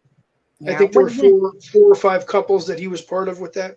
what is it with this whole like cruelty, like Garrett Kurtz and stuff like that as well? Yeah. You know, and Mark Kurtz, which is Garrett Kurtz's father. You know, like these charges for. Yeah. I think Garrett Kurtz's dad has like 3 charges. Yeah, For animal cruelty cruelty. to animals. Yeah. Especially And with the horses. I mean, it wasn't just like small animals. He was abusing horses. so wait, what's this here? Okay, that's just so what I found interesting about Tyler Aryan was that he has this whole big I should have showed it in the other one. He has like all this whole connection, well, work jobs, you know, with videos Oh and yeah. productions. That list of connections and jobs that he put up on. I Yeah. think I sent that picture to you too. Well, I'm just trying to get rid of some of these so I can get down to the. Yeah. I'm gonna get rid of that one. Did you send me something? Did you say? No, but I'm on my other device, but I'm having issues with connection. That's why Okay. I've got the video off, because I don't know if it's because we had that blood moon last night, but I'm having major issues getting a connection on my other phone. Okay. Well, I mean, all anyone ever has to do, honestly, is just go to my case and look at all the charges, especially with this Ricky guy. So they're funny. We'll call him Dickie, not Ricky. We'll call him another Dickie. So I'm gonna get rid of that one. And let's see here. Which one's this? Jimmy Aryan worked as a custodian for Delphi Community School Corporation in 2015 and reported $36,000. Now this guy, okay, that's Tyler. Shit. You know what, Tyler? You're gonna get out of my face. Seriously, I just wish that when you brought them in, they just stayed in some sort of order. Yeah, I don't know why things went out of order, because I tried to send each person individually, but Yeah, because Jimmy here, he's Mr. Nudity. He has charges of with public nudity. Matthew Gilbert was charges with resisting law enforcement. Right. It's just like, to be. Can I just be honest here? What amazes me the most, getting rid of that one too. I'm sorry, I'm just knocking them off as I'm showing them. Yeah, that works. What else we got here? This one, skills. We don't need that one anymore either. Boom, boom. What do we got here? Who's Daniel? Daniel Aryan. The one that died, that was Ricky Aryan's son. Okay. What did he have? Anything? You know, I don't know much about that, but I thought that there were some issues around the cause of death, but I couldn't find anything online anymore, and it's been years since I looked at it. Well, it's almost like when you try to look this stuff up anymore, everything comes up with Ricky Allen, and all the older stuff is just not popping up to where you can view it anymore. Wasn't one of them an arsonist or set fire? I thought one of them had a fire charge. No? That I don't remember. Okay. I don't remember seeing anything about that, but I mean, like I said, if you look the history on these people, anything's possible. Yeah. Okay. I'm just going through your shit here. And then I was told that because after his charge in 2018 for the nudity for Jimmy, he then started his own construction company, and that's the address that comes up as his house address too. And I think that's the one where the son has down for a lot of his job. Yeah, and this is all near the Monon High Bridge there. That was like, this address here, I guess. Yeah. The 56541 one in Delphi. Yeah, so that address comes up when you look up the business too. So, and it looks like that. I mean, it's a pretty decent sized house, and then they've got a huge building, which I'm assuming is for the construction business. But that property backs up right to the creek and backs up right to the neighbor at the end of the private drive. You know what's ceasing to amaze me a little bit here is Yeah. I cannot believe how many freaking wacko jackos live in this world of pedophiles and creepoids and murderers. Like, meaning, I know this is a messed up world with a lot of crazies in it, but Right. I just can't believe like all these pedos like there are. Well, Especially what comes up in my head is they've always made that statement, what's the coincidence of two killers being on Ron Logan's property, referring to Garrett Kurtz? What's the coincidence there, the chance of a coincidence that two of them were on the property, not just one person related to it? Well, how many offenders are in this small town of 3,000 people that are close to the bridge or close to the family members? It really is disgusting how many people are coming up with these charges. Okay, there's something that then I must maybe have misheard, because I thought that you said that these were that this was a relative to Richard Allen. I thought you said that the Aryan family was a relative to Richard Oh, no, Allen. no, So- I'm not seeing anything where they're related. What I said is that that's my the person. fault. No, one second. Yeah. Let me clear that up then, because that's what I distinctly thought you were talking about yesterday. But you were talking about this other Ricky Aryan and about people that are around the same area of the Monani Bridge that are sexual predators,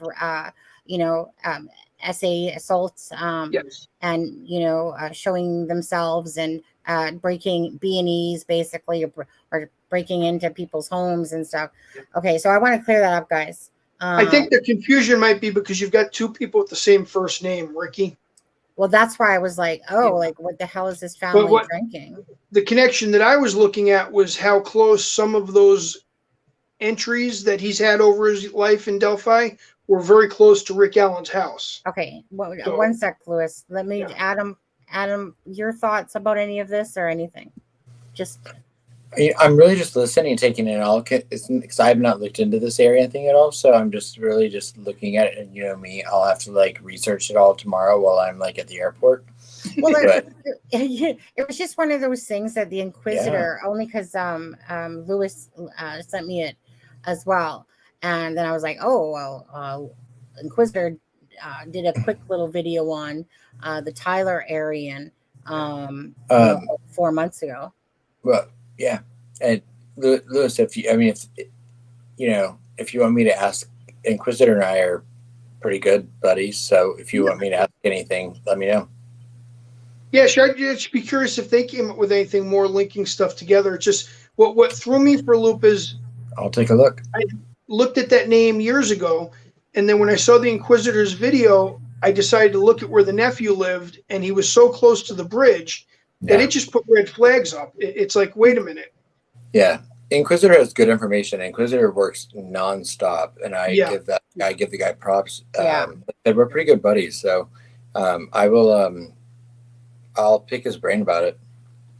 Yeah, I said you just have so many connections. The nephew gets arrested for these crimes last year, and he lives so close. The dad, 2 years before that, exposes himself in the middle of the day for who knows what reason, right in the middle of Delphi at the way station. And then the uncle/brother has a long history of assaulting women in their houses. So it's really weird. Which one, Ricky? Yeah, that's what most of his charges were. And there were a whole bunch of crimes that they couldn't connect to him because the person was dressed the same way he was in that video. But that issue with the court and that warrant, that killed that case, so they couldn't use anything else from that case. Mm-hmm. Well, at the end of the day, I mean, here's another public indecency. At the end of the day, it's going to be interesting. Like, I know when Doug Carter says that this is going to be a fascinating story, that it's going to be a fascinating story. And it's probably going to be pretty, you know what I mean? It's going to be very intertwined, probably. Because a fascinating story to me is not just, well, here's Richard Allen, end of story. And, but okay. And I'm going to say this again. The stuff that's on the BG, that's on the bridge that day. I was showing you pictures, and again, I was gonna do a live on Friday with it, but I'm gonna hold off because I want Alexa to hopefully come on for Friday and do the writing analysis on Richard Allen with us. Yeah. As you know, that for the last few days, I've been working hard on trying to show you guys what's exactly on the bridge guy. And you're going to have to bear with things because obviously you're talking about a distorted video and to make sense of it. But let me tell you, like, when I say that this BG has like cameras that he has behind his back is like, I call them fixtures because there's fixtures at the crime scene that are holding the masks. I call them fixtures. It's honestly amazing what that picture only looks like to the eye without really diving real hard into those pictures. And then you can see like I wouldn't doubt it if he even had a voice changer, to be honest with you. This guy, when it comes to electronics and stuff like that, you know, Richard Allen, like contrary to his letter looking like a 2-year-old wrote it, you know, obviously is wise. You know how people, like I say about Kay and Klein, same thing. They're wise in the areas they're good at, meaning if you're spending your whole life sitting behind a computer and you're in the pedophile business of getting pictures, you become really good at doing that.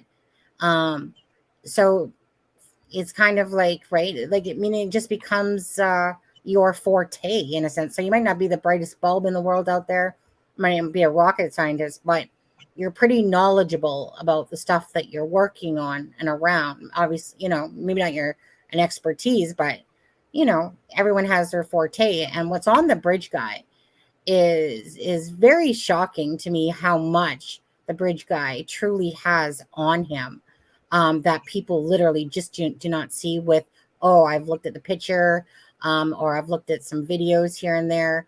It's not the same as when you truly dive into that bridge guy and what he has on him. It's crazy, to be honest with you. Like, it's honestly, it's crazy what you think you see and what's more truer. But I've been working, it's hard.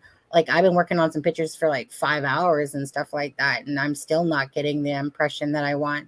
But I realize that I can only do so much with my own, you know, technology. I'm definitely not a person that works in the photography business in a sense, but I'm doing the best I can with the all the programs that I have. And I've come a long way from the start of this, from 2.5 years ago. So I'm just going to try to show people what the BG has on them, crime scene stuff, and people can decide for themselves and stuff like that.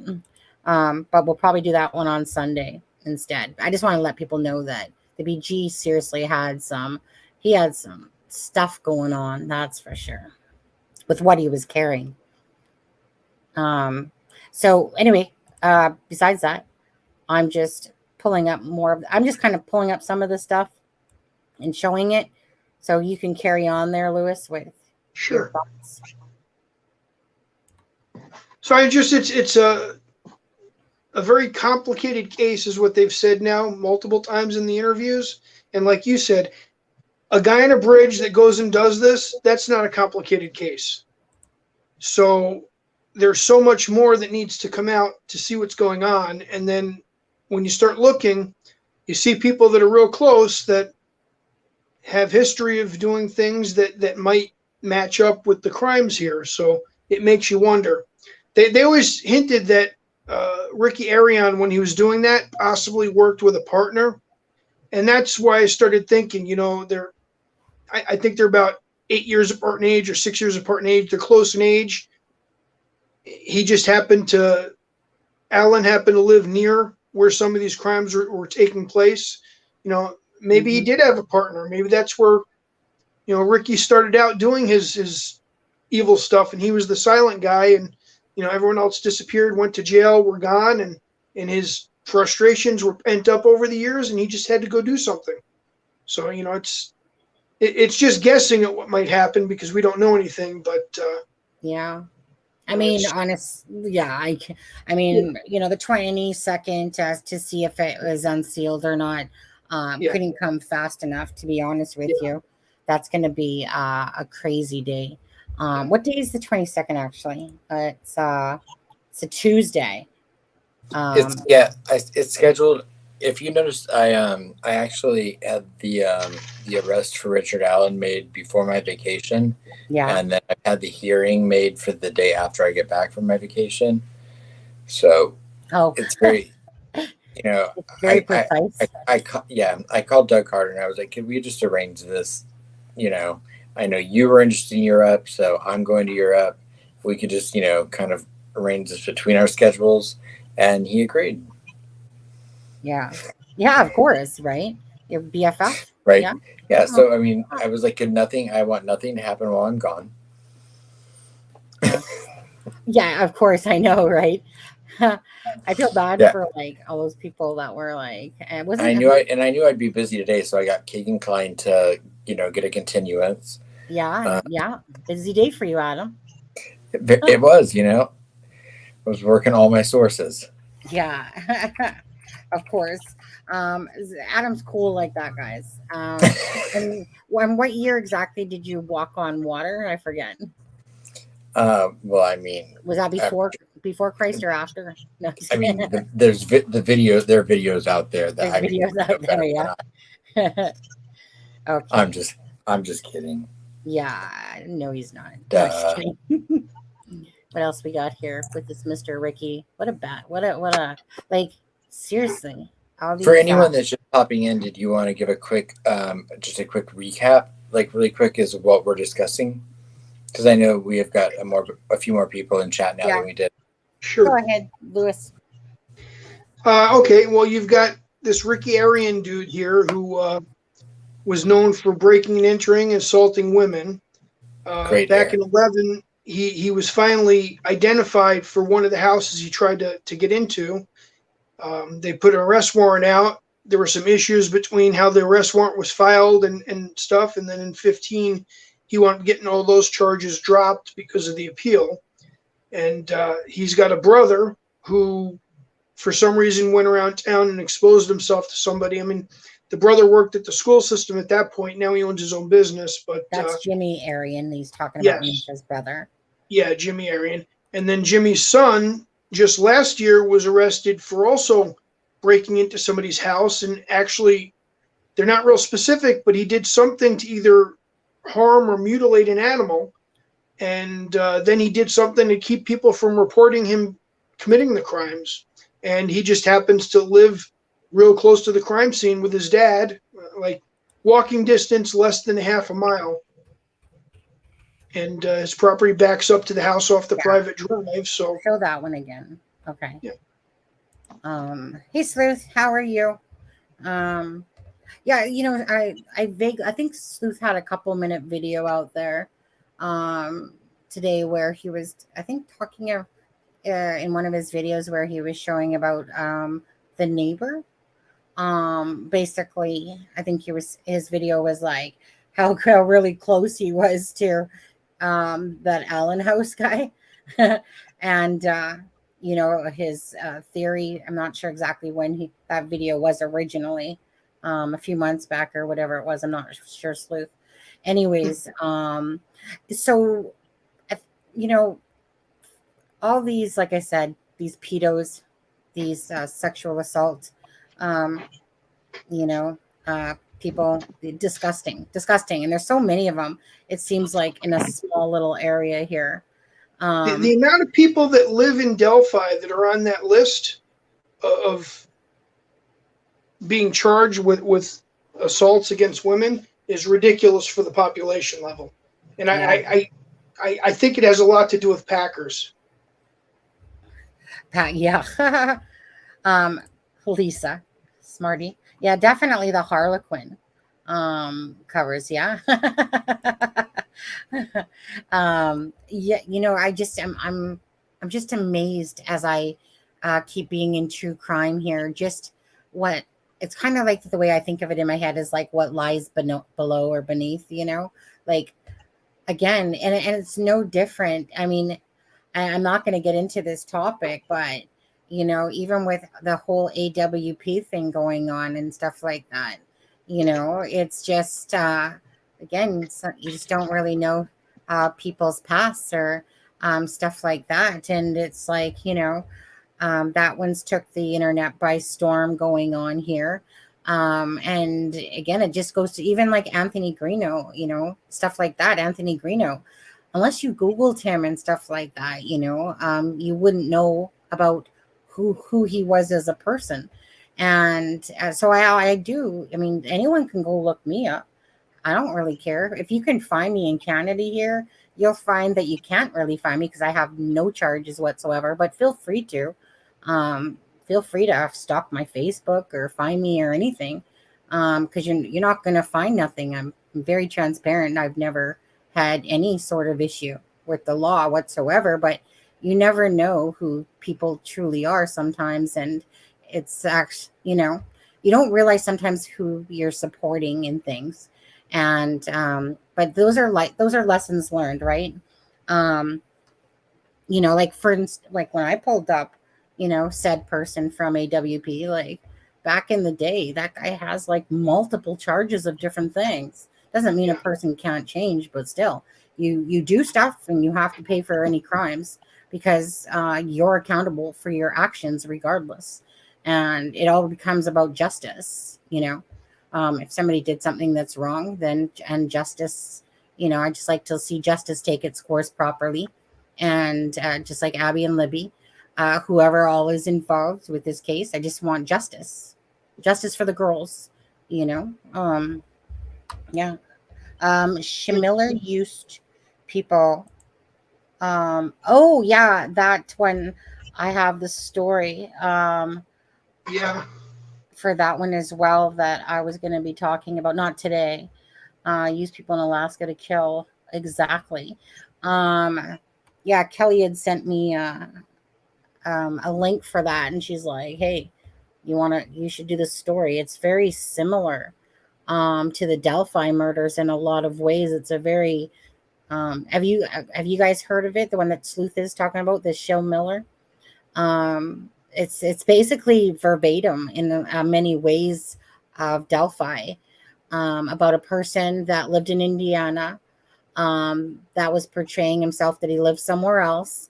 And he got this girl to, I think, send him pics and videos and whatever, but got her to, said he was going to pay like $9 million to basically have her kill somebody on tape. And she did. She gathered a few friends, basically, from the article that I read today on it. Got some friends. Like, she didn't realize she was being deceived. She didn't realize, like, it was like an Anthony Shots account. This person was not who they said they were or were. So the name came out, obviously, in the article. And a very, very, very similar thing. And this all just becomes about, how do you protect your babies out there or people from the internet? Well, then there's channels like ours who like to become a voice for the voiceless. Sorry guys, we probably should go on camera a little bit. I think I'm blurry though. But become a voice for the voiceless, and bring awareness to these people out there, because it really is a very sick and twisted world. And it's very easily for people to be deceived, very easily. People fall for it all the times, scams, all these lures. Sad that the world has to be like that, but it's out there and it's true, and it's disturbing. Exactly right, what happened to these girls. And so what Lewis is showing here is like, there's this family, the Aryan family, and they have, whether it's nudity, showing themselves, whether it's SA going on, that they live like right there, right near the trails. Right, Lewis? Yeah. Well, not close to the trails, but close to the creek on the opposite side of the bridge. So east side of the creek instead of the west side by the end of the bridge, but within a quarter mile of Ron Logan's property. I mean, that's you could walk the creek from their house to the crime scene in just a few minutes. Mm-hmm. You know, yeah, just I know, and again, you know, it's just like with all in this little vicinity here, you know, I really do. I really wish I knew all of Ron Logan's secrets. You know, I mean, rest in peace, dude, but I really do wish I knew all his secrets as well. And who knows? Like I said, I'm just waiting for everything to kind of play out. See what fascinating story that I hate to use the word story because these are two girls that were murdered, but what fascinating story is going to come of all this and what truly happened. That's you know, besides justice for Abby and Libby, why, you know, why were these girls murdered? Like, what's the truth truly behind that? You know, there's no understanding of why these two girls were murdered, really. Like, but it obviously happened for a reason. To whoever decided, and whoever was all involved, there was just Richard Allen or others about why this person felt the need to take these girls' lives that day. Considering this is the sick and twisted part about that always. When you have children of your own and you have daughters, and then you take their life of, you know, of other daughters of other people. What do you think of that, you guys? To be honest, like when I know we're not psychologists or anything like that, but I did stay at a Holiday Inn Express last night. Sorry. But yeah, it was, I don't know. It's kind of like, what do you guys think of that though? Like, seriously, like when somebody has a daughter, and we all know that, yeah, he's innocent until proven guilty. That goes without saying in the court of law. But what do you think about that when people have their own kids and how they have the ability to kill children, you know, of other people's? It just, I can understand it more so if it's someone that didn't have children than someone that has children. Thoughts? Go ahead. Come on now. Well, Lewis, I mean, Sonny and you both have children, so why don't you go first? That's true. Well, I mean, I just kind of went. What about you, Lewis? Well, that's sort of why I got so enthralled into this case, not only because of the proximity to where my business is, but you know, I have a daughter that was real close in age, and you start thinking about, you know, it's an area that should be safe. It's not like somewhere where you've got a lot of traffic. It just, nothing makes sense to why something like that would just happen out of the blue, and it makes you want to know what's going on. See, where I grew up, we had a summer property which was in a small, what you would probably call a subdivision now, but it was more like lake type property. It was on a private lake, and you know, cottages and stuff. So everybody knew everybody. At night, everybody was together. You had maybe 150 maybe houses, and when I was a kid, it was never a question. We could be out till 1, 2, 3 in the morning, and you would never expect anything to happen. Now, I would never let my daughter at that age go anywhere unsupervised at night. But, you know, I was 9, 10, 11, 12 years old, and we'd be out in the woods all the time, and, you know, around the lake. We'd take boats out when we were, you know, not even teenagers yet.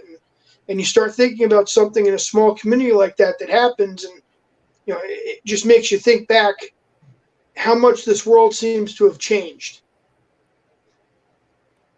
Yeah. What's on this picture? Okay. Well, it's kind of big. I'll just leave that right there. Someone asked a question. Do you think that they weren't stabbed? I'm pretty sure that most people believe. Ray Jones, be quiet down there. I've you always got to pipe up. So I think most people understand for a long time that there was. I mean, they even I'm trying to remember now. Ron Logan's affidavit quickly. That they talked about a sharp. No, hold on. What was the word that they used Bladed again? object. Sharp bladed object. Bladed object. Yeah. Yeah. What else happened? I think, just by Doug Carter's words and other people's words, that it was probably a very gruesome crime scene. Um, Again, it will come out in the wash, right? Yeah. It will come out in the wash, hopefully, here, and we'll all find out, or get to know the truth. That's all we want, really, is the truth of what happened with Abby and Libby, but justice first and foremost, of course, to happen. And what else? Is there anything else you want to talk about with the Aryan? No, but I'll do a follow-up with what you just said there. Sure. I think that a lot of people really want to know what's going on and what happened, because they don't want to believe that this could just happen out of the blue with a stranger. They want to make sure that there's some connection and there was a reason behind it, because otherwise you put the fear into so many people now that if it could happen out of the blue randomly to two girls in the middle of nowhere, what could happen to anyone else? And I think people just want to have that. They want that closure that this was more involved than just a random act. Right.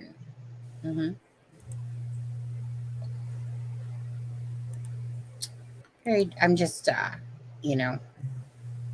all the stuff that's coming out recently, like with Carrie and just with everything, to be honest with you. It's been a bubbling volcano for quite a while now, ever since the Klein search, the Kagan Klein search. I'm going to ask Chad again. How many people in Chad think that the Kagan Klein will tie into the Delphi murders? 1, if you think it will, and 2, if you don't. Just curious what people's thoughts are as time's moving on. I'm going to say 1 myself. What about you, Adam? I initially was on the fence, but I would say 1. Okay. And I will agree. I wanted to agree as well with Psych 101 said, Louis, I don't think the world has changed as has the accessibility to our children. I think the world has been as evil as it is now throughout all of time.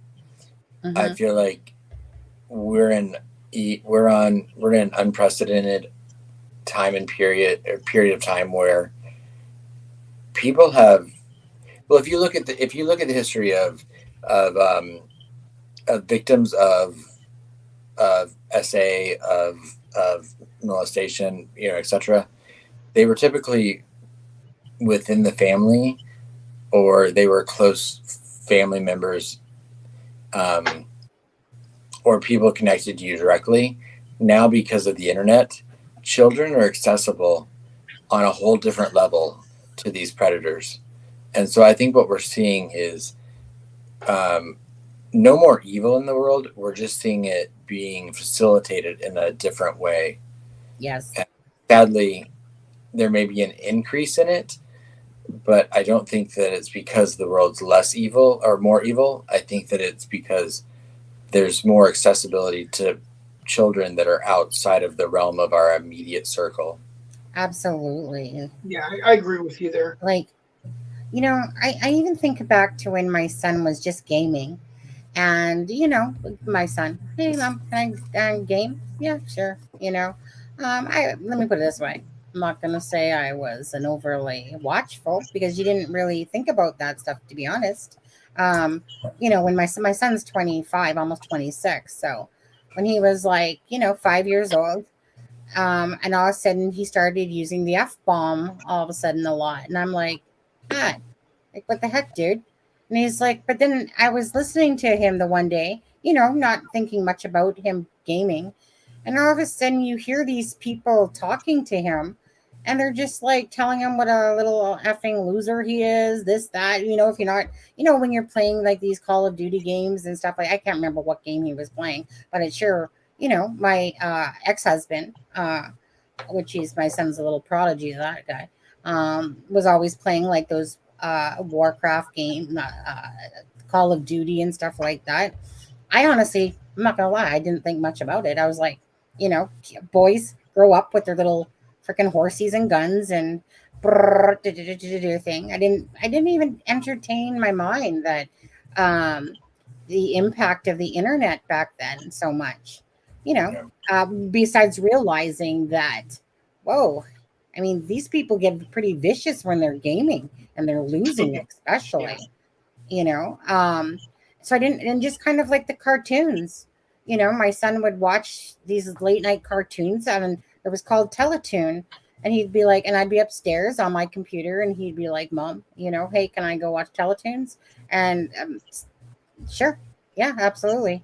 Cartoons, yeah. Little did I know, one day my son says to me, I'm so happy my ass is smiling. And I laughed because I thought it was the most funniest thing coming out of his mouth for a child. And then one day I was doing dishes, and he's in the living room watching Teletoons, and it's late at night. And trust me, my son was a night owl just like us. And my son didn't really have a schedule. I'm not going to lie. If anyone had wanted to be my child, this was a perfect life, because not even going to lie. Well, at least what I thought was perfect. But anyway, so I'm sitting there doing dishes, and all of a sudden I hear on the TV, I'm so happy my ass is smiling. So I go into the living room, and I'm like, what you watching, bud? And then I look and see this Ren and Stimpy shit, blood flying everywhere. And I'm just like, what? Like, right. This is a cartoon? It's because they had to start making cartoons for adult males because they act like children. Right. And that's not even like, that's the truth, to be honest. Yeah. And Carly, I couldn't agree more. Carly said, I have 3 children, 5 grandchildren, 2 great-grandchildren. I cannot understand how, nor why anyone could harm or kill children. They are gifts from God for us to enjoy with our lives, not hurt or kill. Yeah. And that's because you have a normal brain, a normal heart, and a normal soul. So that's how you would feel. But sadly, there are people that, for whatever reason, aren't wired or don't think the same. And that doesn't excuse them, but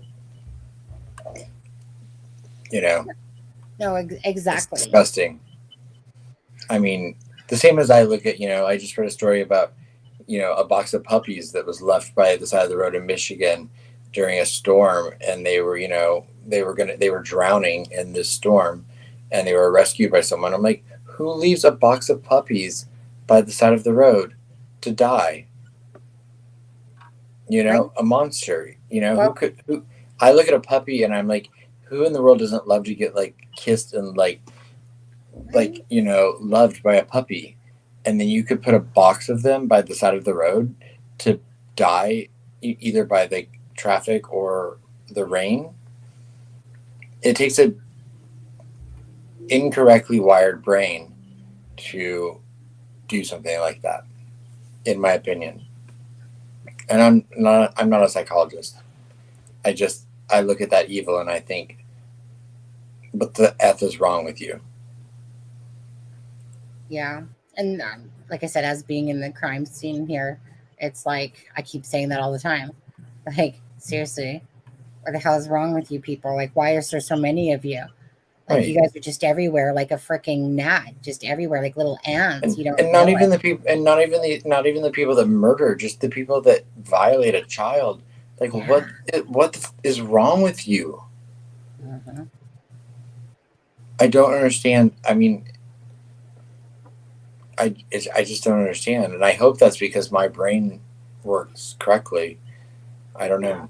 It's almost a good thing that we don't understand it, because understanding it would give you some reason to have a connection to why they think the way they think, and Right. I don't think that's something I ever want to experience. I mean, sadly, I'll be a hypocrite. I'll be, if I hear about a woman that kills her husband, I'm like, oh, well, what did he do? Yeah. Mhm. Yeah.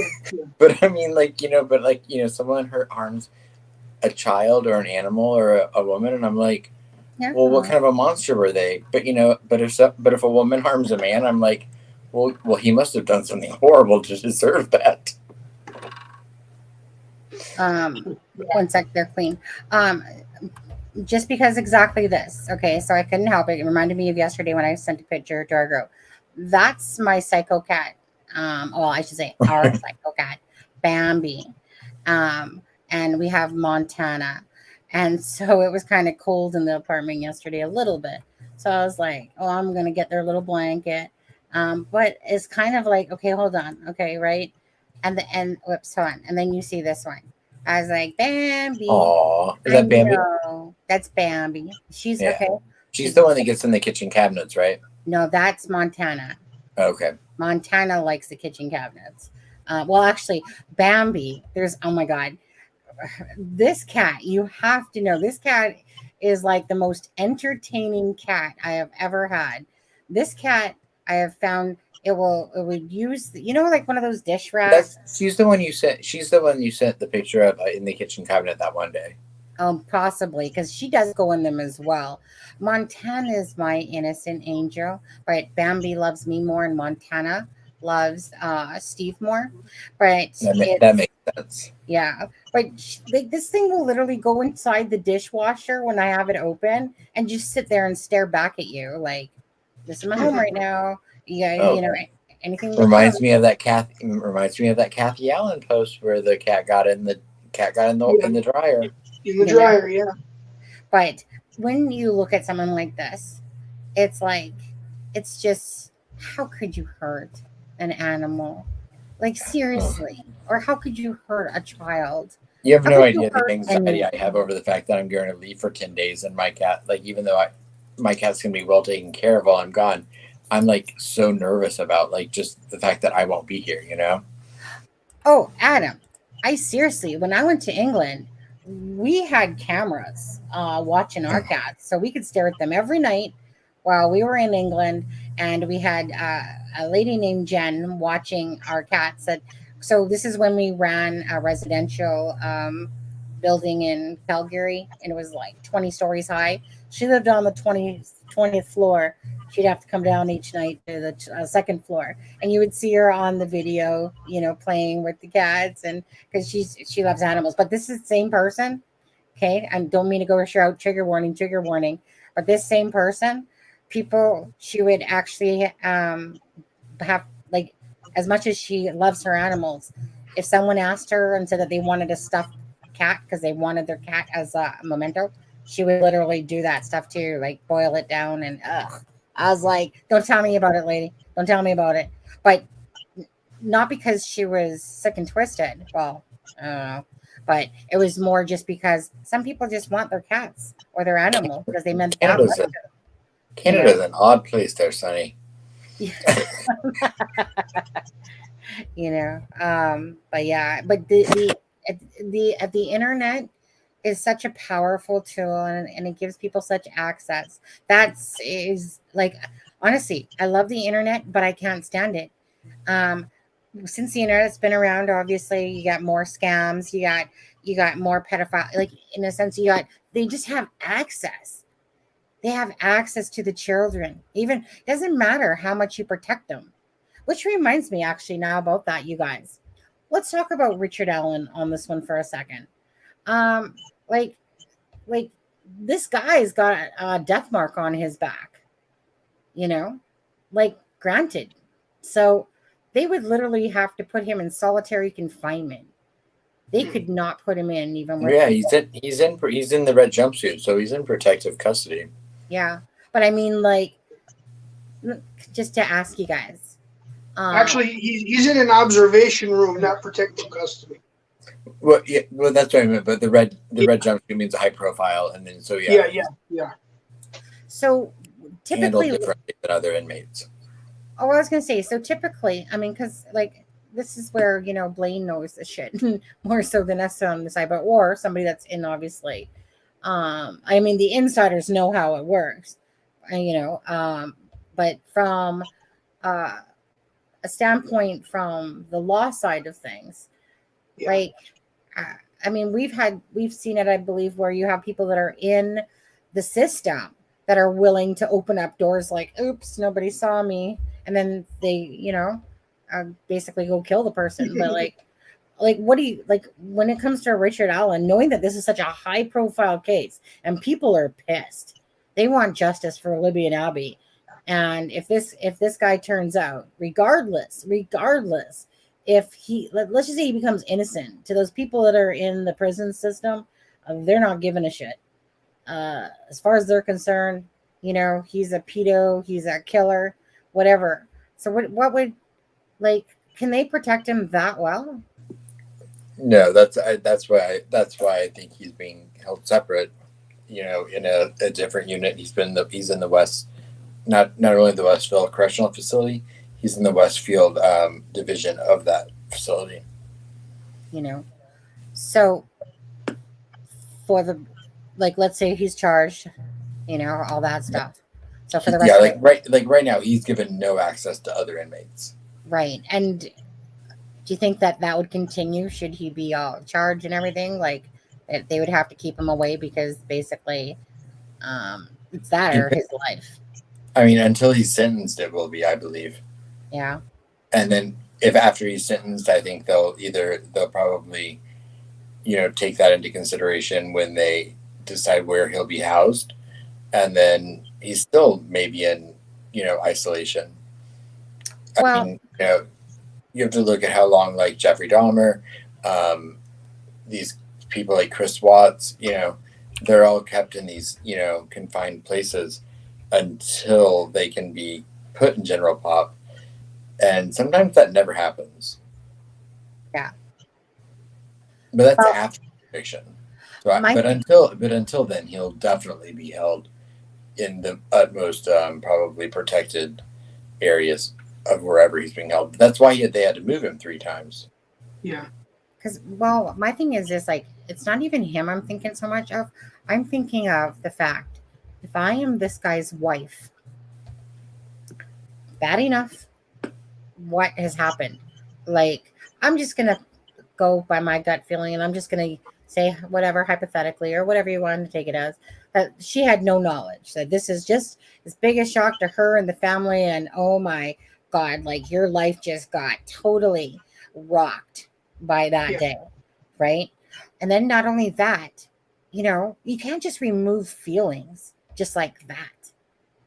She has to absorb what's all going on. And for all we know, she could be like, no, he's innocent. Who knows?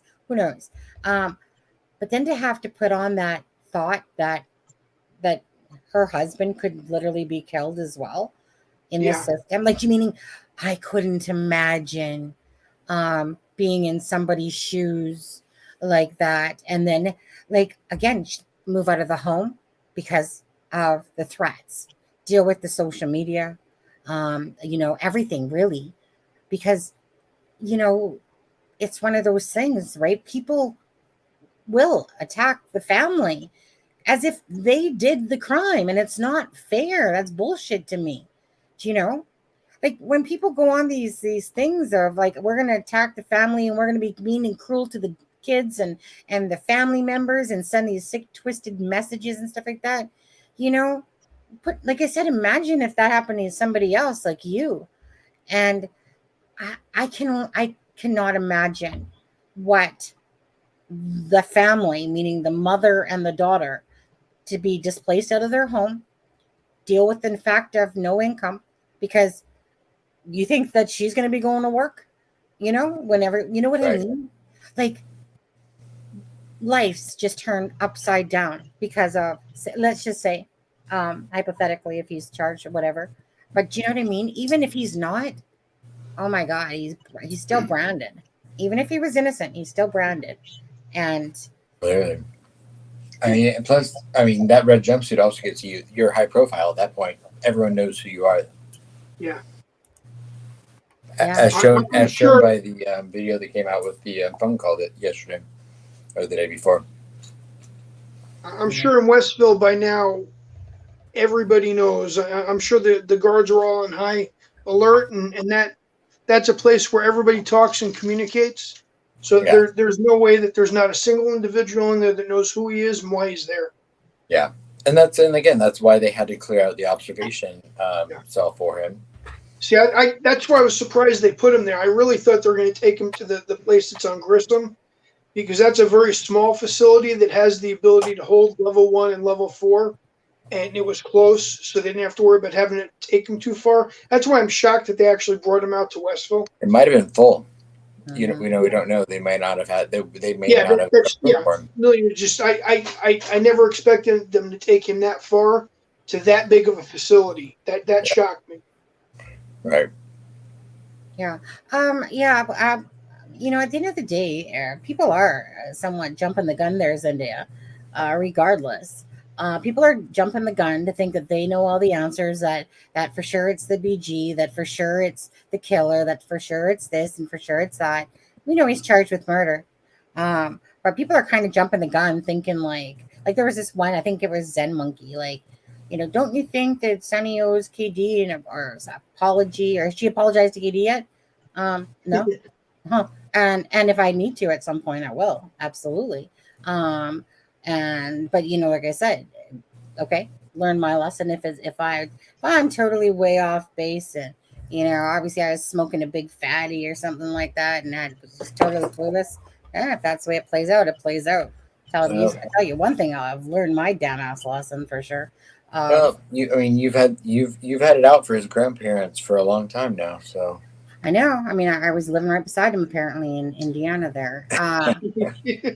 You know. Yeah, I never said he was the murderer though. But in saying that, you know, let me put it this way: I've learned my lesson. But when people sit there and jump around and speculate that they know the whole story yet, you know, shut the front door. To be honest with you on that stuff, because nobody knows nothing yet, and until we actually see stuff, you know, this guy's innocent in front of us until proven guilty for sure. And if there's more arrests to come, they'll come and stuff like that. But people just jump on a bandwagon so badly, like, you know, just crazy jump on a bandwagon as if they know that story. But, you know, when Doug Carter says it's going to be a fascinating story, it's not going to usually be one person. Hey, you know, it's going to be more than that. But who knows? Like I said, I'm willing just to wait. I'm willing to do my work behind the scenes, like I always do, and just willing to wait to see what comes out. Right. So that's all we can do. You know, that's all we can do. And all we can do is pray that, you know, at the end of the day, this is the right path, and that, you know, this means that there'll be justice for Libby and Abby, and that, you know, Libby's family, that Abby's family can move on to the next phase of whatever life looks like. Mm-hmm. Absolutely. I'm just glad we're at a point that there is somebody in jail, and that this is the start of answers for Abby and Libby.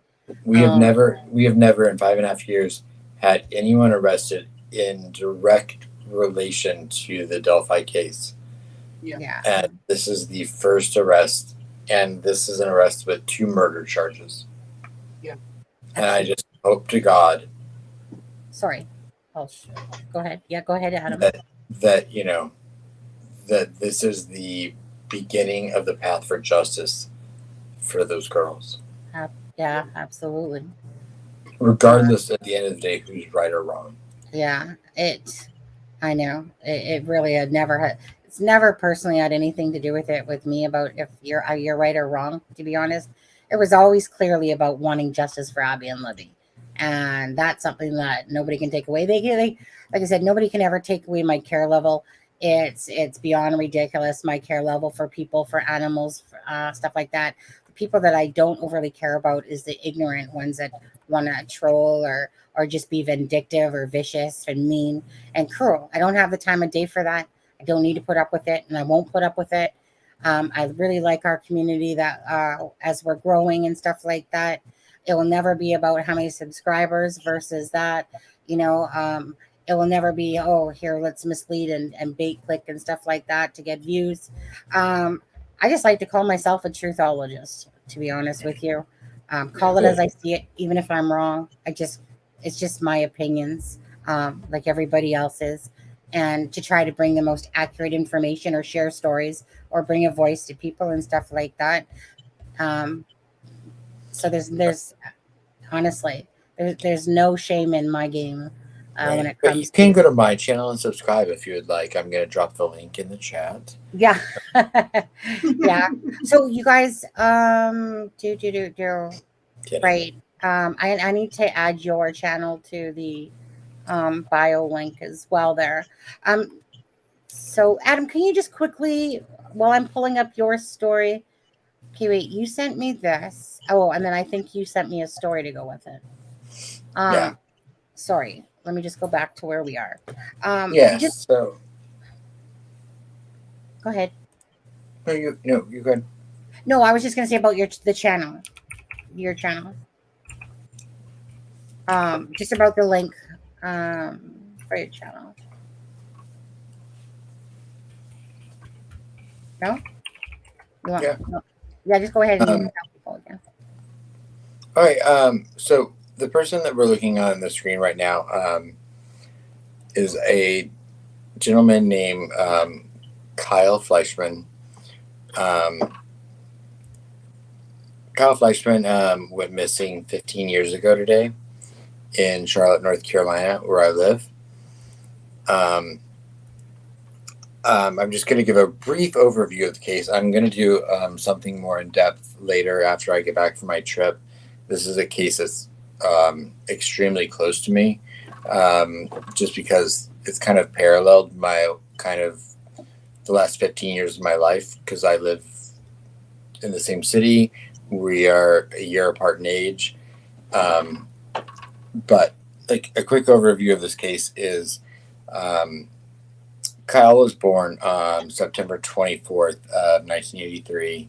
His parents' names are Dick and Barbara Fleischman. He was the firstborn. He has two younger siblings. The family moved to Charlotte in the year of 2000. His dad worked for an investment firm here. Kyle graduated from a Catholic high school here, and then he went to Elon University. He graduated in 2006 with a degree in business administration. Kyle was always described as friendly, caring, and a trusting person. His personality could lift anyone's spirit and has made friends easily. Right before, I believe it was October of 2007, his mother was diagnosed with breast cancer. Kyle was extremely close to his mom, and his number one goal in life at that point was that they would beat it. So on the night of November 8th, 2007, Kyle took his mother, Barbara, and his sister, Noelle, and his best friend, Daniel. The four of them went to a comedy show in Charlotte, which was for the comedian Dane Cook. They really just wanted to brighten his mom's spirit up after the cancer diagnosis. They knew they'd be having a few drinks and they wouldn't drive home. After the show, his mother Barbara and his sister Noelle, they went home. Kyle and his friend Daniel left the comedy show, which was held at the it's the Hornets Arena. It's called the Time Warner Center now, but at the time I think it was called the Bobcats Arena. Kyle and his friend Daniel went to a popular bar that night called the Buckhead Saloon. There's some details that go in between this, but basically the bottom line is they had drinks, they had fun. He was 24 years old, I believe, at the time, and he was talking to a girl. He got into an altercation with some guys that were friends with this girl. Eventually, his friend Daniel was ready to go home. Kyle wanted to stay at the bar. His friend Daniel went home. Kyle stayed. Kyle apparently left the bar, went 1.5 blocks to a pizza place, got a slice of pizza, had forgotten his wallet and his jacket at the bar. He was last seen on camera leaving the pizza place around 2:30, 3 in the morning. He tried to go back to the bar to get his wallet and his jacket. They were closed. There were cell phone pings walking away from the bar and area. And this is in Uptown Charlotte, which, if anyone knew Charlotte at that time, the Uptown area was a very small, concentrated area. His last cell phone pings were about a mile away, opposite the direction that he lived. And from that day on, he's never been seen again. So, I mean, he left a highly populated area with cameras on almost every building. It was never caught on surveillance camera.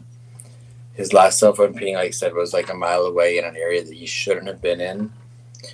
And I'll go deeper into this, like when I get back and like I do it more onto this case. But I mean, literally, this 24-year-old guy, he was probably intoxicated, was wearing no coat. It was cold that night. He walked away from downtown Charlotte and was never seen again. One of the reasons that like the case has always been very close to me is that one, I'm a year older than him. Two, I was at the comedy show he was at that night, and I then went to the bar that he went to. I didn't know Kyle, but my friends and I went to the comedy show he went to. We then went to the same bar he was at, and then we went to the same pizza place he was at. And my night paralleled his so much. And I went home that night. That's crazy, Adam. And didn't think twice about it. And then ever since then, I've been plagued by this like lingering like feeling in my, about this guy that was so similar to me in a lot of ways. But then his life most likely ended that night. How and where, we don't know, or why. And there's been little to no information about it since that night. Like, he literally walked off and was never seen again. What year did it happen? 2007. Today's the 15-year anniversary. So it was the night started on the 8th of November, but he technically went missing on the 9th because it was 2:33 in the morning. He made a couple of phone calls to his family in the middle of the night that went unanswered. He didn't have a wallet. This was before Uber. This was before you could use your phone to pay for things. So how he even paid for the pizza or how he intended on getting home, no one knows. I actually had a brief conversation with the mother of him today, and so I said, this is something that's been very close to my heart for a long time, and I've wanted to do a story on.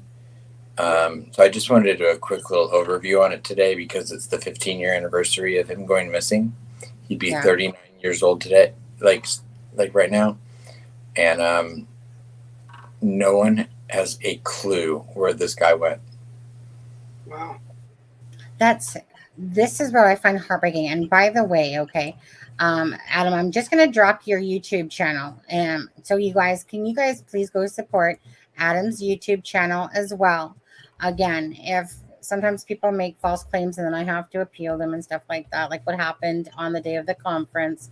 So this is the backup channel, but sometimes Adam might just want to simply do a story from his channel that he feels compelled that he wants to do as we grow and stuff like that, like I said, maybe there's just a day that he wants to literally spend it on his channel, but it will be like at this moment a backup channel in case something happens. We'll be going live from Adam's channel should bullshit happen again, with people always trying to take down people that truly do care. Like I said, so we'll be ready for it next time, especially. I mean, we did it, Adam, right? We did it that day. It wasn't what we were hoping for, but we managed to be up for the Halloween part of it due to whatever you want to call it, trash. Right. It's trash. Yeah. But anyways, so please, can you guys go, if you're not a subscriber of Adam's channel, and it's Aspen Connor, I dropped the link here and I'll drop it again. You're at 590 subscribers, I see. Again. Oh, wow. So to get notifications if something does happen like that again, we're just going to hop over to Adam's channel and go live from there. And Adam, as for this story here, like I said, it's a wild case. Yeah. Can we frisk? Seems You really can interesting. frisk him. Yes, you can. You can frisk Adam all you want, Lisa. Yeah, I know. I understand that. I understand that by like pointing out that my night paralleled his. Like, I understand the suspicion, but I assure you, no. Yeah, you're not the DG, and you didn't do anything with Kyle. I did nothing to this guy other than like the fact that it's haunted me for like 15 years that, you know, we almost had the exact same evening, but yet mine ended normally and his ended in a way we don't know. His name is Kyle Fleischman. It's Fleis. I did drop the link. I'll drop it again. And if I remember correctly, it was actually the very first ever missing persons page on Facebook, because it was 2007. So, and there is a page that said help. There's a page called Help Find Kyle Fleischman.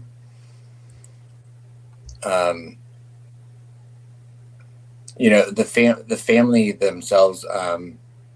It's one of those cases that's still open, so the police won't give very much information, but the family feels like they know what probably happened to him. There's a lot of speculation that he met foul play, and that at the time they were doing a lot of construction in Charlotte, and there's been speculation that something may have happened to him near where his last cell phone ping was, and they were building some apartment complexes near there, and the family feels like he might be underneath one of those apartments, which they have done. They have gone in with whatever the technology is that can go through concrete to see if there's something underneath it. But everything has been pretty inconclusive to this point. But yeah, there's also been some ties to, if anyone's ever heard of something called the happy face killer theory, with the young men that have been out drinking and then go missing and typically end up in a body of water. His body's never been found. He literally just disappeared. Is his mom and that still alive? Do you know? Yeah. Okay. Like I said, his mom. I spoke to his mom briefly today on Facebook. Did you? Yeah, his mom's name is Barbara and his dad's name is Richard or Dick. And they no longer live in the Charlotte area, but there is a Help Find Kyle Fleischman Facebook page that you can join. And like I said, I believe it was the very first missing persons Facebook page ever created. I was gonna say, did you ask her if she ever wanted to be a voice at all, or not? Not today. Yeah, because some people don't know that we're out here for them. Yeah. Because these are. Go ahead. It's something I've always planned on digging in. It's always planned on something that I've always focused on. I've always planned on focusing on. You know, I didn't know at what point I would do that with, but with today's 15-year anniversary, I at least wanted to mention it. Absolutely. I've never personally contacted the family prior to today, And that was just to send a condolence and a message of, that my thoughts and my prayers were with them today, being such a sad anniversary. But yeah, it's a crazy story if you look into it. Yeah, there's a lot of crazy stories in there, but Yeah. it's very honestly. I like I said, I didn't. Siri wants to talk to me. I didn't know that about this. Like like just how parallel this story was at all to you. But definitely, if it's one that you won't. I don't know what you mean by. Shut up, Siri. Shut up, iPad. But yeah, definitely if it's the story that you want us to start diving into and bring up, because again, it really becomes like about the being voice for the voiceless, and there's lots of people that are out there that want people to still remember their child, and this to me is one of the most heartbreaking things that could ever happen to anyone out there, where a loved one goes missing and you have no clue where they are, or why. Why? There's no motive. There's nothing in this guy's life led to people. There seems, I said there's rumors of an altercation at the bar that he was at, but I mean his cell phone pinged, like I said, like he was on foot, like I don't know, just walking in the wrong direction, all sorts of weird things. So, and then like fast forward to like, not only did like my night parallel that, but then like fast forward 10 years later, I ended up living for 9 years.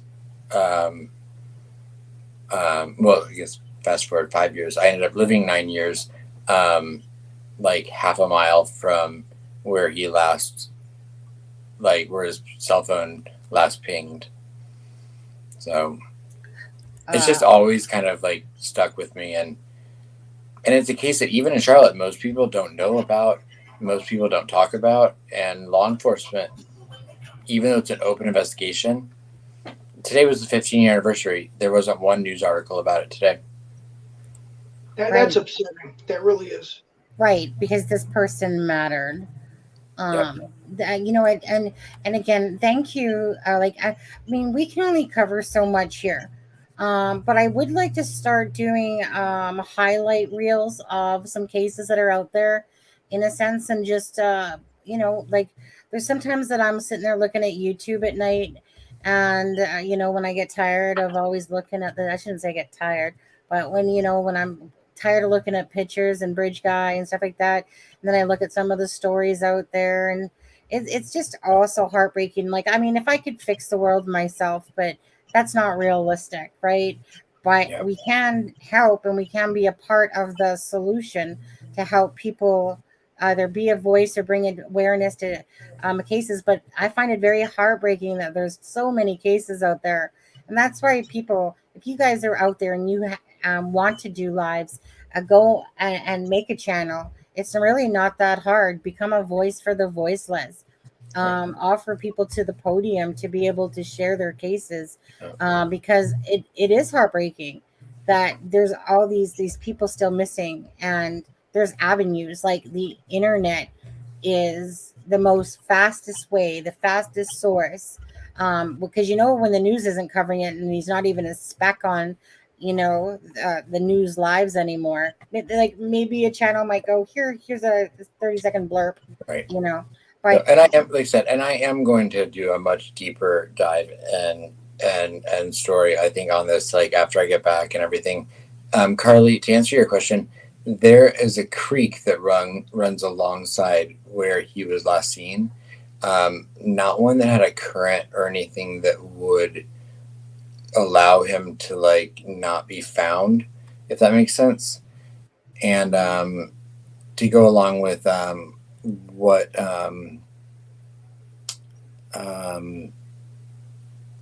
Super Sleuth said, you're right. Yeah, it's the smiley face killer thing. A lot of times, and again, Kyle was walking in the complete opposite direction of where he lived. And even if you lived in Charlotte at that time, if you knew where he lived compared to the direction he was walking, no matter how drunk you were or no matter how incapacitated you were, you would know that you were walking towards the different part of town than he lived. So it's very odd. The whole situation is very odd. So, but if it's something you all are interested in, I will definitely do more content on it. And I could do stuff with that case that no one else could do, just because of where I live and where I've, knowing the case. Yeah, absolutely. Again, okay. So, thank you, Adam, for sharing that. Lewis, did you have anything to say about? Yeah. Go ahead, Adam. I didn't mean to. I know. Sorry. I didn't mean to take. Take over the. No, Adam. Don't you ever apologize for that, because again, a life can be mixed up of different things, and that's by no means never apologize for that, because we don't have to always talk about Delphi stuff, right? I mean, honestly, there's other people in this world as well that need to be talked about. The Flora girls for sure, Ray Hanish, your case, like I said, something that means a lot to you. If there's cases that mean a lot to you, of course, it means something to me too, because it's obviously a case you care about. I didn't even know about it. I didn't even know about this whole parallel. Like even if you said it, I wouldn't have remembered, because there's just so many. I don't think I ever have. Yeah, and I just don't think it's right that it's not being made more of a big awareness of it today. Yeah. Right. It's very sad, because if someone out there in chat right now was the parent of this child, and then for this memory just to be like a little blurb or nothing, like I said. So that's where sleuths of the world, that's where you guys can be amazing, and that we can be amazing, that we can literally put it to our Twitter, social media. We can spread the word so fast. And that's the impact that not only do we have as a channel, but that you guys do just by your own social media presence. It doesn't mean you have to have a channel, because you have your social media presence from TikTok to Instagram to Facebook to Twitter, all these different avenues that we can literally spread the word so fast. That's what makes it amazing. That's where I love the internet. Yes, it has its downside. There's always a good and a bad. There's never going to be just a good side to everything. But that's what makes it amazing. And again, I just want to say, from It's a Crime and Shame channel, that we truly do appreciate your caring hearts.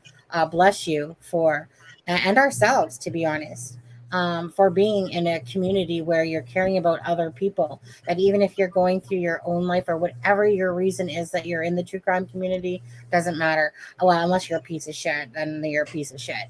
But if you're in it I would like to think even the biggest pieces of shit that are in true crime, I would like to think that even they are in it for the right, like for a purpose, a greater purpose.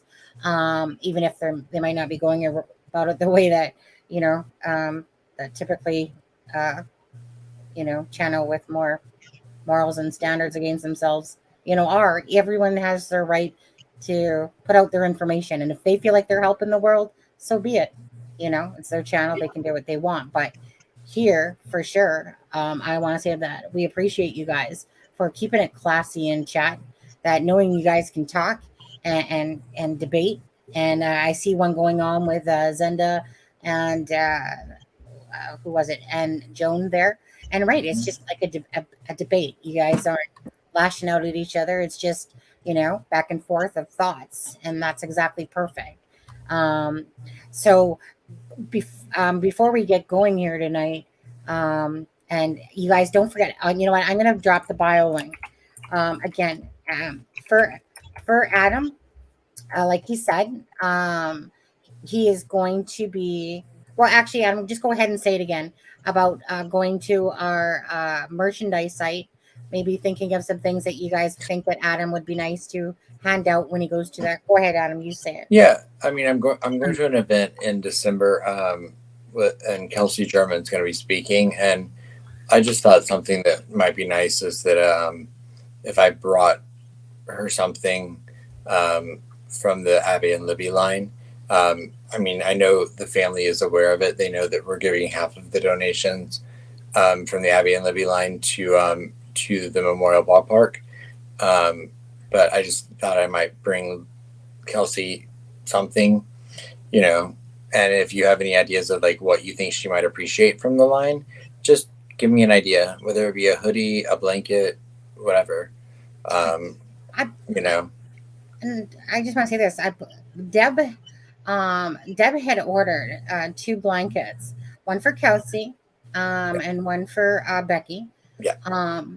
That she is personally sending to them because Yes. that is so beautiful. Okay, so not the blanket, because so she'll already be getting a blanket. So not the blanket. Okay, not the blanket. Okay, right. It can't be the blanket, guys. But you know what? I mean, mind you, we'll see. I mean, maybe I'll create. No, there's lots of stuff out there. Lisa, don't you start. Lisa, is it a hoodie or a jacket?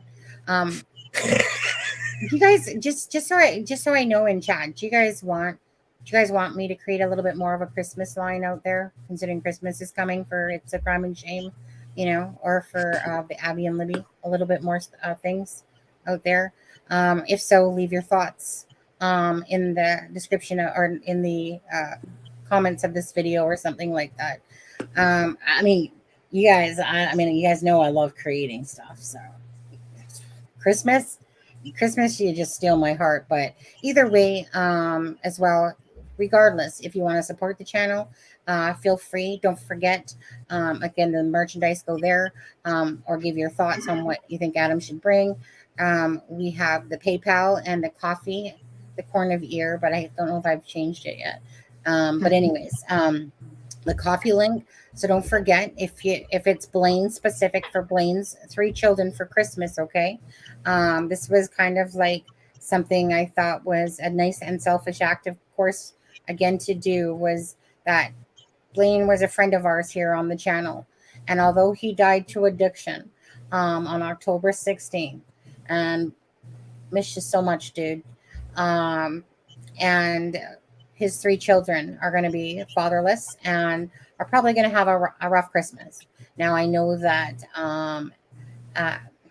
Andrew, Bess, and that are going to be taking care of that side of things, like purchase the children some gifts with the money, maybe give them some gift cards or something like that as well. So again, there's the PayPal link or the coffee link, should you want to do it that way. And that will be for Blaine's 3 children. And they range from, is it 12 to 16, Adam, I believe? No. The youngest one, Dominic, is going to be 10. 10. In Okay. December. So okay. To 16. Yeah, it was 14. Yeah. Okay. So again, appreciate the kindness. I'm drawing a blank. It's okay.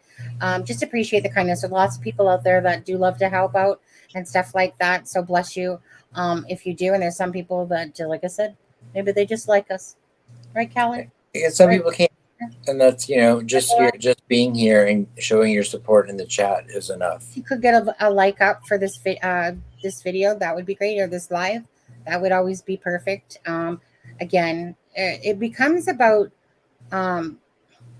just spreading the word, So for us or for any other channel, I mean, like I said, I'm just speaking for us here, but when you give a thumbs up and you help the algorithm and stuff like that, and then people see your videos, in a sense, it really just becomes about spreading awareness to help others. There's nothing wrong with that. There's nothing wrong at all with anything that we're doing, to be honest with you, because it's for a good cause, the greater of the good. It's when people take their own lives, and as much as they must be suffering, perhaps themselves, that they want to help other families and that they want to, maybe be on here, right, Lewis?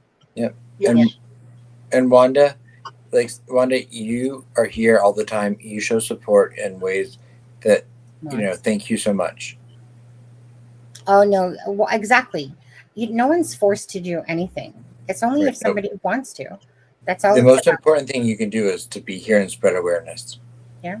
And just love and care. Like most of these people will go to the other channels as well and stuff like that.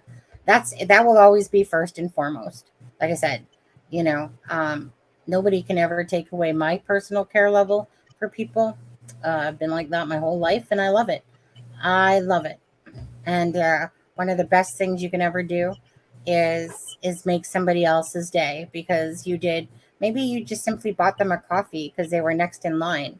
It doesn't matter. It's just really rewarding, and it fills up the love cup so much when you can change somebody's day because of just a small, action.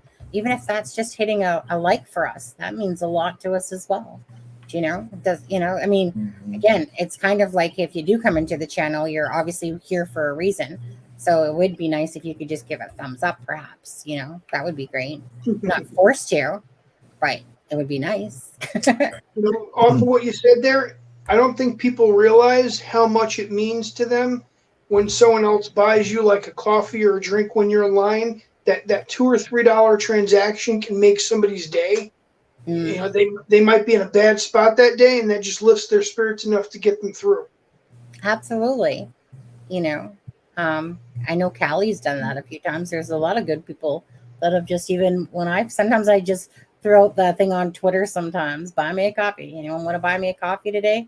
It definitely does take a few $100s each month to run the channel, for sure. Yeah. Right. It's just really one of those little fun things. There's people that like to support, and there's people that just like to come in here. Hey. Absolutely, Carly. You can definitely help through the merch link. Yeah, I mean, there's a lot of great merch stuff out there. It's not like this big profitable thing. It's the fact that I like creating, and I just like creating, whether it's for the Crime Exchange channel or for Abby and Libby, and Adam has his. Which we should, you guys. We should gloss me and Adam, because Adam's going to be going away, and he's going to be on vacation in Europe tomorrow, and he probably needs to get off here because he's so organized that he hasn't packed yet. Right, Adam? Mm-hmm. Nope, and, not a bit. I still have a load of laundry to do before I go to bed. Yeah. You know what really sucked? I'll tell you what sucked. I'm going to tell you this. So my husband is from England, as a lot of people do know. What really sucked is when we went to England, and oh God, it was a beautiful stay for 3 weeks. That's where he's from. That's where his mom is, and one brother came over last year. Oh my God. What is today? The 9th? Yeah. Yeah. Ooh, his brother. Well, the 10th now. Okay. Here, not there. Do you know? I'm just trying to remember. I think it's tomorrow. Tomorrow will be 1 year that marks the fact of Ryan. Ryan's a hottie, by the way, people, but you guys can't have him. Ryan is 22 years old. My husband is 32 years old. There's a 10-year gap in there. There's another brother in between. They're all a bunch of hotties. And mom's a hottie as well. But anyways, it's 1 year tomorrow that he landed here in Canada for the first time. He works with his brother, my husband. My husband's in the construction field. And yeah, so his brother, came over. Like basically his brother was always playing video games, and he still does, don't get me wrong. But, he didn't have anything out there. So Steve was like, get your application, come on over. And yeah, so tomorrow, actually, I'm going to have to remind them because I think that they forget. So tomorrow marks 1 year for Ryan being here. My husband's name is Steve Austin, by the way. Don't get jealous. He's not the $6 million man, and he's not the $1.9 billion man. He's my great husband. We met playing RuneScape, by the way. It's my love story, and I'm sticking to it. But yeah, but the one thing that pissed me off was that I was prepared. I was like, my husband told me that we had to have different socket things, right? So I'm like, really? They got different sockets? And so we bought these sockets from Amazon. Shitting things did not work. The shitting little things did not work when we were over there. So I got all these things, and I'm like, really?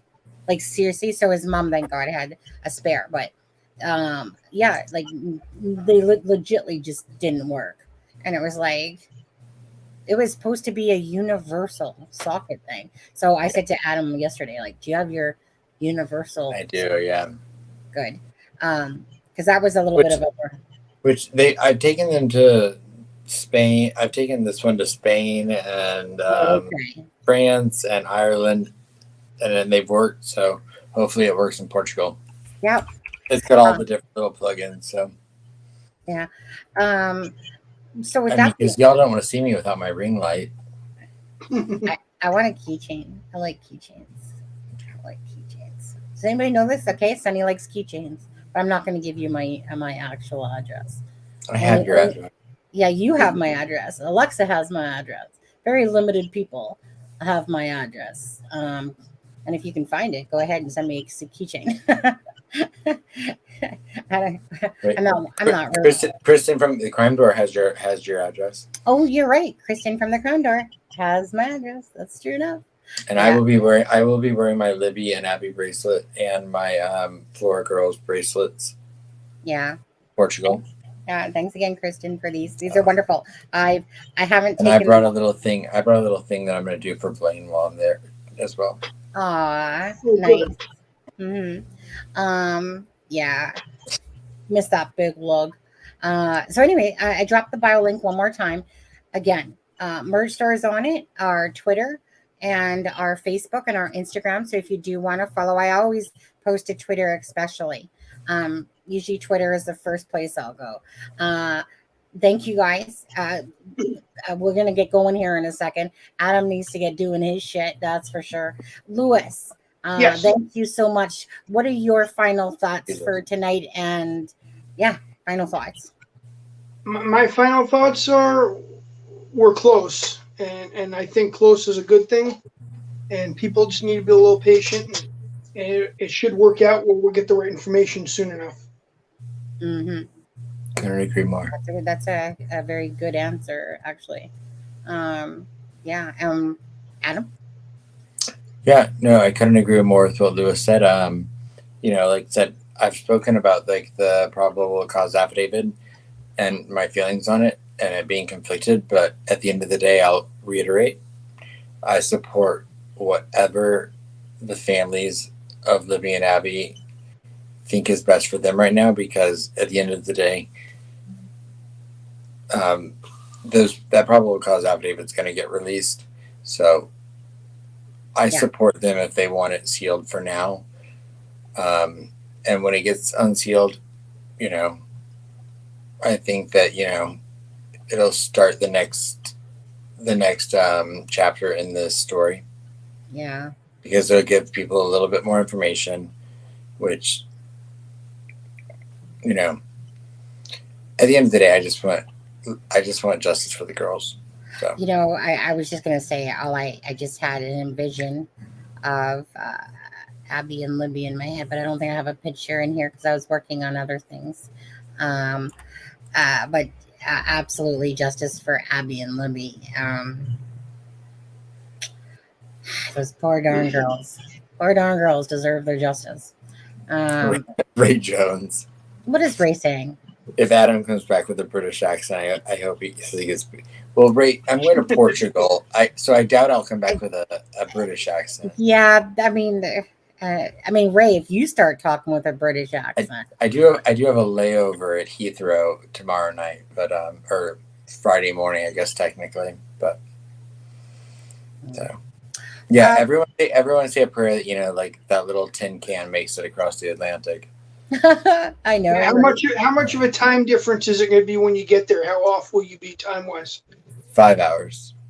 So, that's not too bad. So I figured, hey, at the end of the night, like Sunny, you'll go live at 9:30 Eastern Standard Time. It'll be 2:30 a.m. in Portugal. I will have gotten back from a bar, and it'll be perfect time for me to go online. There you go. Yeah. It will be late night with Sunny and Adam then. Late night with Adam. I can smell the booze already. I swear to God, it just whiffed right across my nose. I'm not even kidding. Suddenly the scent of booze like literally whipped across my nose. I was like, yeah. What's that? You guys ever have that? Like sometimes all of a sudden, like just a whiff of something, and I'll be like my husband. Like sometimes when he's not home, and then this whiff of his deodorant, even though I'm not even like anywhere near it, but it's just like a little whiff comes across your nose, and you're just like, and I'm just like, sometimes I'm like, Mom, Mom? I love Sonny. I love that Ray Jones is giving me advice about where to get laid in Portugal. Is it Ray Jones? If anyone knows where to get laid by a Portuguese guy, I guess it's Ray Jones. Yeah. Thanks, Ray. Yeah. And Zendaya, I want to say a special thank you to you in chat today because I know Thanks, that Ben. you're a team Sunny and Zendaya, but I don't want to burst your bubble. Like I said, I'm just trying my best to bring justice for Abby and Libby. Regardless, that's all it becomes about. Whether there's truth to the story or not, or Katie or Garrett Kurtz and all that, it will always become about caring about other people enough that you fight so hard to bring justice. But in saying that, let me tell you this: I still will have learned the lessons. No one goes without wrongdoings in life and learning lessons. And I'm always one that I will always take everything and learn a lesson from it, even if it might not align with somebody else's thoughts or whatever. I just do me, and that's all I'll ever be is just do me on here. And I expect, Adam. Yeah, no. I mean, I can only hope that Adam comes back with a British accent when he's going to Portugal. But hey, but just to say a thank you. There's a lot of people to say thank you to, but I'm giving specific shout outs at this particular moment because I've seen Zendaya say quite a few things. And Callie, my girl, love you so much too. Ray Jones, sorry, Ray Jones, you don't even come close to a Callie, but I want to say love you, Callie. Thank you again for being such a good friend. There's some people that reach out to you and talk to you, and you talk to them, behind the scenes and stuff like that. Good rapport with some people, and there's other people that, just come in here, sit here, pick their nose or eat their coffee. Sure, okay, eat the popcorn, whatever. And there's some people that come in here going, yeah, why am I even here? But I'm still going to watch you, or whatever your reasons are. Thank you all for being caring, kind, and compassionate human beings. And yes, again, last time, check out the bio link there. It has all the links. Subscribe. Hold on. Let's get in Adam's channel one more time. Maybe I just feel like I'm not ready to let you guys go. I feel like it's me here. Adam needs to go. But I feel like, shit, Adam, what'd I do with your channel? Shit. You probably deleted it. No, I went to another channel on here. And Oh, thank you, Ben. I'll try. I think it was this one. Oh yeah, I think it was. Kelly, I'll go live. That'll scare him away. I want to see some of those chair pics like we saw in. I know, right? Right. That was in Europe. Was that in Europe? That one? Yeah. Those pictures? Yeah. That was 3 years ago in Europe. Yeah. All right. Okay. I keep forgetting about the whole Europe part because I'm too busy focused on you laying on your back on freaking. I let loose when I go to Europe. I let loose. Oh my goodness. So again, there's Adam's channel there, you guys. Can we just, the goal always is when we help channels is to get to 1,000. Is to get to the 1,000 subscribers. Adam's channel is at 594 at the moment.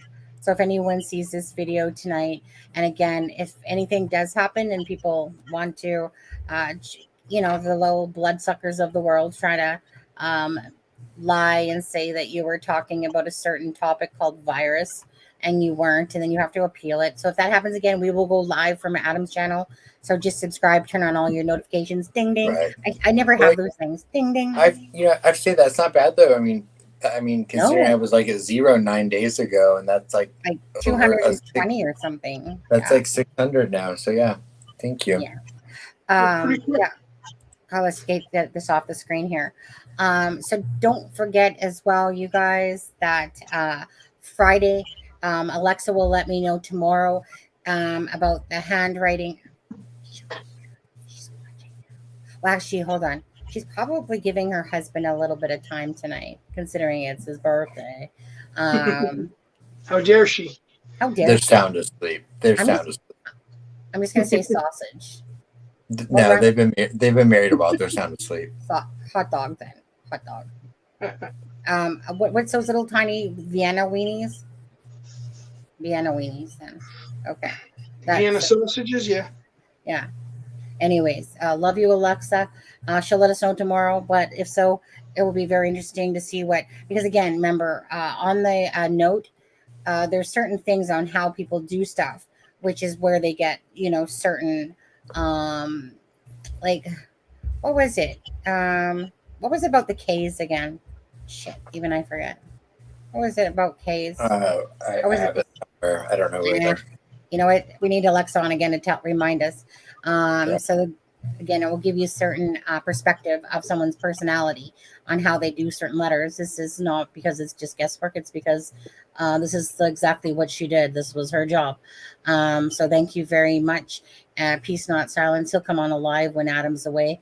Then Sunny will play. I will be playing. Oprah, you guys. Yeah. Don't worry about it, Adam. You already warned me. You already warned me. You were like, I'm gonna be a huge sleep while you're gone. Yeah.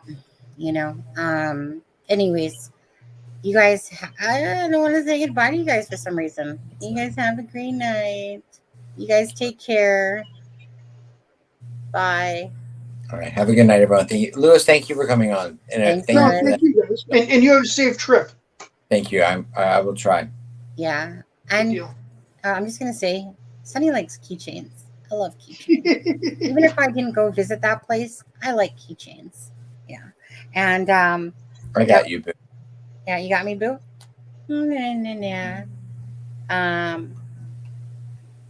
Oh, thank you, Joan. Well, let's see, because if by chance Alexa doesn't come on Friday, if just by chance, we'll go back to it being about the crime scene and the BG day, okay? For anybody interested. But if not, then we'll do that on Sunday instead.